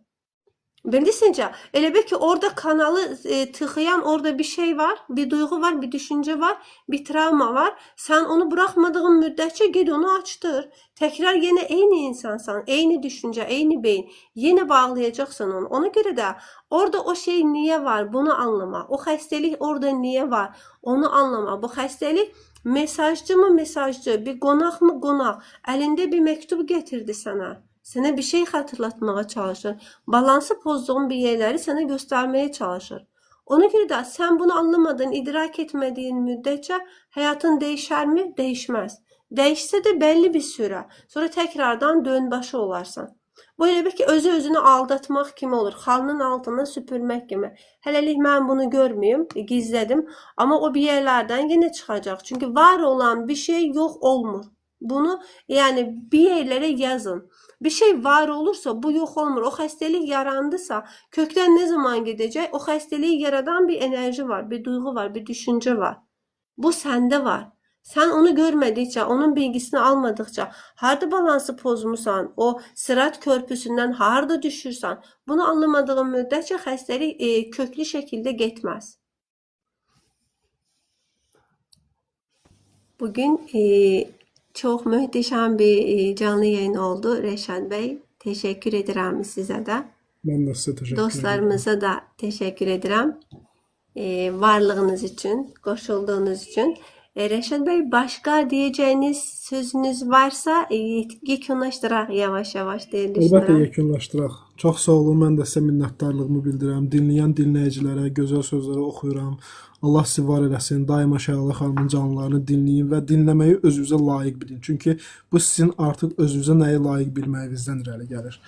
Çox sağ olun ki, dinlədiniz, dinləməyə layiq bildiniz və idrakınızın həzminə verdiniz. İnşallah ki, uğurlu canlılar diləyirəm sizə. Mənəviyyat yolunda rahat şəkildə, asan şəkildə addımlamağı diləyirəm. Və sizi həyatda sıxan insanlar haqqında qəti şəkildə düşünməyin. O insanlar sizin həyatınızda mənəviyyat yolunda addımlayarkən sizə verilən bir nemətlərdir ki, orada olan daşı, kəsəyi, qalağı, tikanı oradan götürürlər, öz həyatlarına çəkirlər. Rahat şəkildə, tez şəkildə Rəbbinizə mənəvi cəhətdən qovuşmağınızı, onu hiss etməyinizə gətirib çıxartmağı nəsib edirlər həmin insanlar. Sizi tərifləyən insanlardan çox sizi söyən insanlara təşəkkür bildirin həmişə. Çünki onlardır sizin karmanızı yuyan insanlar. Bakın sizi biri yargıladığında, biri sizi qınadığında orada əsəbləşməyin. Onu olduğu kimi alın, qəbul edin. Karmanız təmizlənəcək. Bir də dostlar, Rəşad bəy, izniniz varsa mən sizin qrupun linkini öz qrupumda paylaşım. Buradakı dostların çoxu bizdə qrupda var. Sizin Əlbəttə. qrupa keçid etsinlər, olurmu? Əlbəttə.